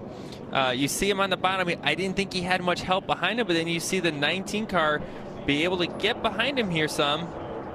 Does a good job of side drafting off the 9. Really stalled that 9 out there. And just did a great job of stalling him out, getting away from him, and taking position and then throwing the block right there. And the good thing for him is nobody was really for him bumper to bumper. There wasn't a lot of energy that was building forward, and he was just able to drive by the 9 there and get the lead and did a great job blocking. But look at Cole Custer and Justin Allgaier here at the end. Huge. What a huge run. I thought Cole Custer was going to the win right there, but his run died out there at the end. So, and we didn't tear a bunch of cars up. That's what you hate to see at the end of these races. You want that excitement. You want to feel that and see a good show, but it's nice to know that they didn't tear these cars up. And we had another great Talladega finish with an unexpected winner. Awesome. I wasn't trying to wreck him. I just want to rattle his cage. Dale Sr. The gloves come off.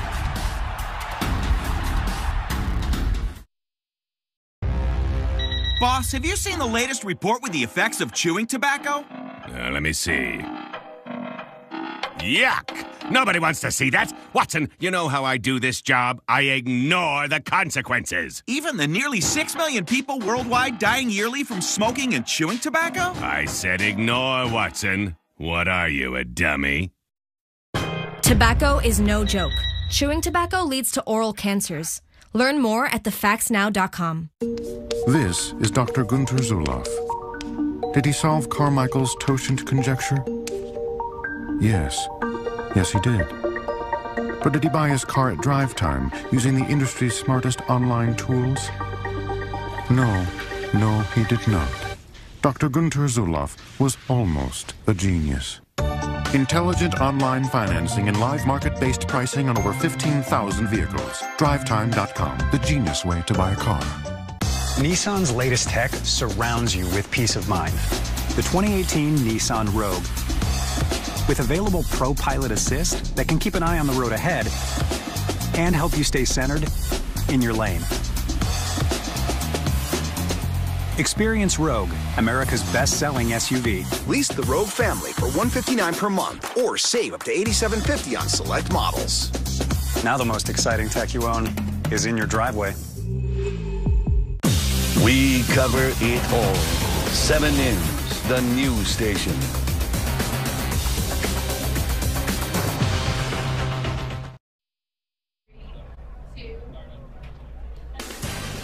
Back to Talladega Superspeedway, but up next, Monster Energy Supercross, live from Salt Lake City. Stay tuned. But now, perhaps the most anticipated interview of the year. It's the NASCAR Xfinity Series first-time winner, Spencer Gallagher. Ryan Blaney's with him.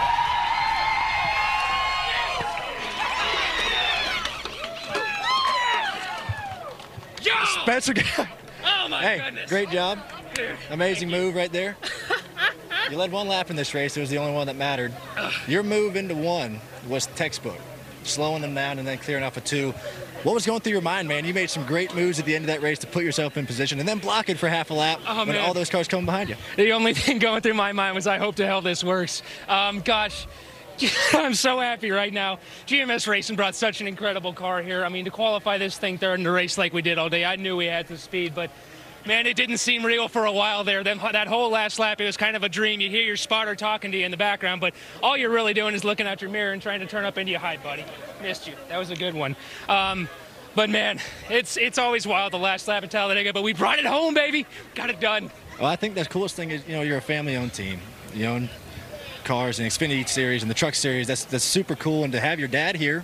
Saw your dad was here too, and I think he's standing right over there, so that's really cool. But yeah, bring him on over here. We want to interview the owner and the dad and everybody. Come here. How you doing, Chris? Come here. Thank you. Come talk to Ryan. This is a great family moment. Oh, hell. Congratulations. We love what you do as an owner, family man. Your first career win in the Xfinity Series. That's amazing. And to have your son driving too, that's got to be pretty special. Well, it's a double win for both us and the team. Obviously, we've been in this for a long time, and it's a long time coming, but wear 2 hats. Papa hat, team hat. Papa hat couldn't be happier. Team hat, extremely happy. So great team effort. Mike Beam and, Chad and everybody. It's a great day. Great day. Well, congratulations to you both. This is awesome. That was an amazing race. We'll throw it over to Bubba. Thank you guys for watching. Ryan, if you may, I'd like to take a second to personally address everyone at GMS. I know y'all are watching. That was every bit as crazy as it sounds. And when I get home, we are going to party like it's 1999, y'all. We won! Back to you, Bubba. All right, guys. I don't know if we can follow up that interview. The first time win like we were talking about, but driver Elliott Sadler here. Heck of a run. You overcame a lot of obstacles today, coming from the back, a speeding penalty, not trying to get run over by the 42 car. Just assess your day and what you had going on. And big winner, $100,000. God almighty. You want to share that with me? Yeah, I'll give you a penny or two. That'll work. You're going to run for a lot of money tomorrow, right? That's right. Yeah, good luck on that. It was an up and down day for us. Holy cow, we had a rocket, came to the front, and man, I had to make a split decision. My spotter was yelling that the 42 was spinning beside me, and I was trying to look with my Hans on, and I could see his front end facing me, so I gassed it up a little and gave us a pit road penalty. But there, with the wave around and people running out of gas, put us back in contention, and glad to get this one main Chevy back to a top 5 and win $100,000. Absolutely. Congratulations. My birthday's Monday, so I'm going to get me something nice. And that's Elliott Sadler. Off to you, Eric. Down here with Brandon Jones, finished second today. His best career finish in the NASCAR Xfinity Series. Brandon, a solid day from start to finish. Ran up front. What did you have to do those last few laps to make sure you're going to stay up there in contention for the win? Yeah, these last couple of weeks, man, have been such a huge confidence booster for myself and this team as well. They've been doing so much to kind of help me out and get me to where I need to be. So those last couple laps were pretty nuts. It was, a lot of people running out of fuel and stuff. So I knew we were pretty good there, but it was always in the back of my head that that could be a possibility. So all in all, phenomenal. I didn't think second was going to be what we had, but I wish we could have got that one extra to be in victory lane today. Absolutely. Well, thanks, man. Good job. Up to you guys. Well, I think we had a couple firsts there. I think that was the first interview that I've ever seen with the Hans device still attached to the body in victory lane. And Spencer Gallagher led his first lap ever to win. That was the only lap he's ever led, but what a great finish. What was the right one. Yeah. Oh, what a feel-good story to see him, his dad in there, and they're going to party like it's 1999 later. How cool is that, just to see all that hard work come together for, like you said, not only from the hard work side of the race team, but the family side, to see your son win his first race like that. That's pretty cool. Well, we had a lot of help up here today, and they let us take over, so we got to bring our help in. We got Michael, who's been giving us stats all day, and Adam, who left. Where were you? I just can't believe that last year you do drivers only. You left us with him. Well, I know. But here's the deal. Last year you do drivers only. Last lap pass, Brad Keselowski wins. Today, overtime, and a guy leads the first lap of his career, and Spencer Gallagher wins. This is incredible, the races you guys get. And I got to tell you, the best feeling I've had all day long was during Spencer Gallagher's interview. These three tough, macho man NASCAR stock car drivers were shedding tears. They know how special it is to win in NASCAR, and to do it with your dad there with you, and to have the whole team, the element of it. I love you guys. I love your emotion, and I really appreciate exciting. Your spirit. Hey, hook up with Elliott Sadler. This is his second week in a row. He's won $100,000. Yeah, it's nice to him. He's gonna buy something. He's a good nice. friend to have right now. Dinner on the one. All right, stop. We got to go to the hotel. Brad's still eating ice cream. My birthday's Monday, too. You know, Spencer Gallagher's partying like it's 1999. I just want to party like I'm in the Hollywood Hotel every week. Ice cream, food, pizza. This has been a blast. But Kevin, guys, you guys were beautiful. Wonderful job on television. And what a race, Ricky. First-time winner, Spencer Gallagher.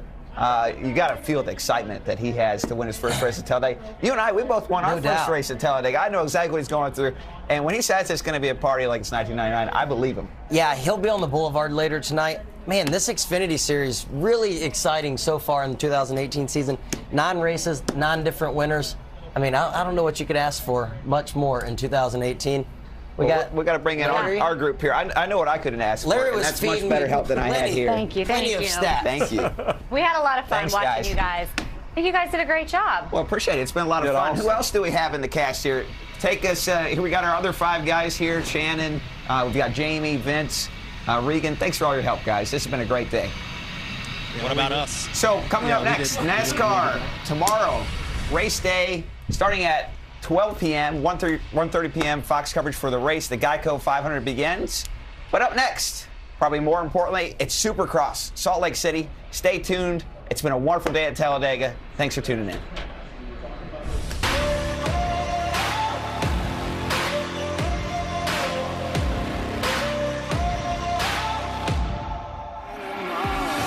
This is how legends are made. Oh, they're wrecking down the back straightaway here. This is how legends are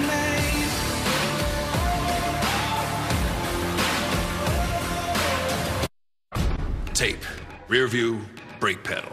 Why do these matter at Talladega? Tape on the grill, drive like a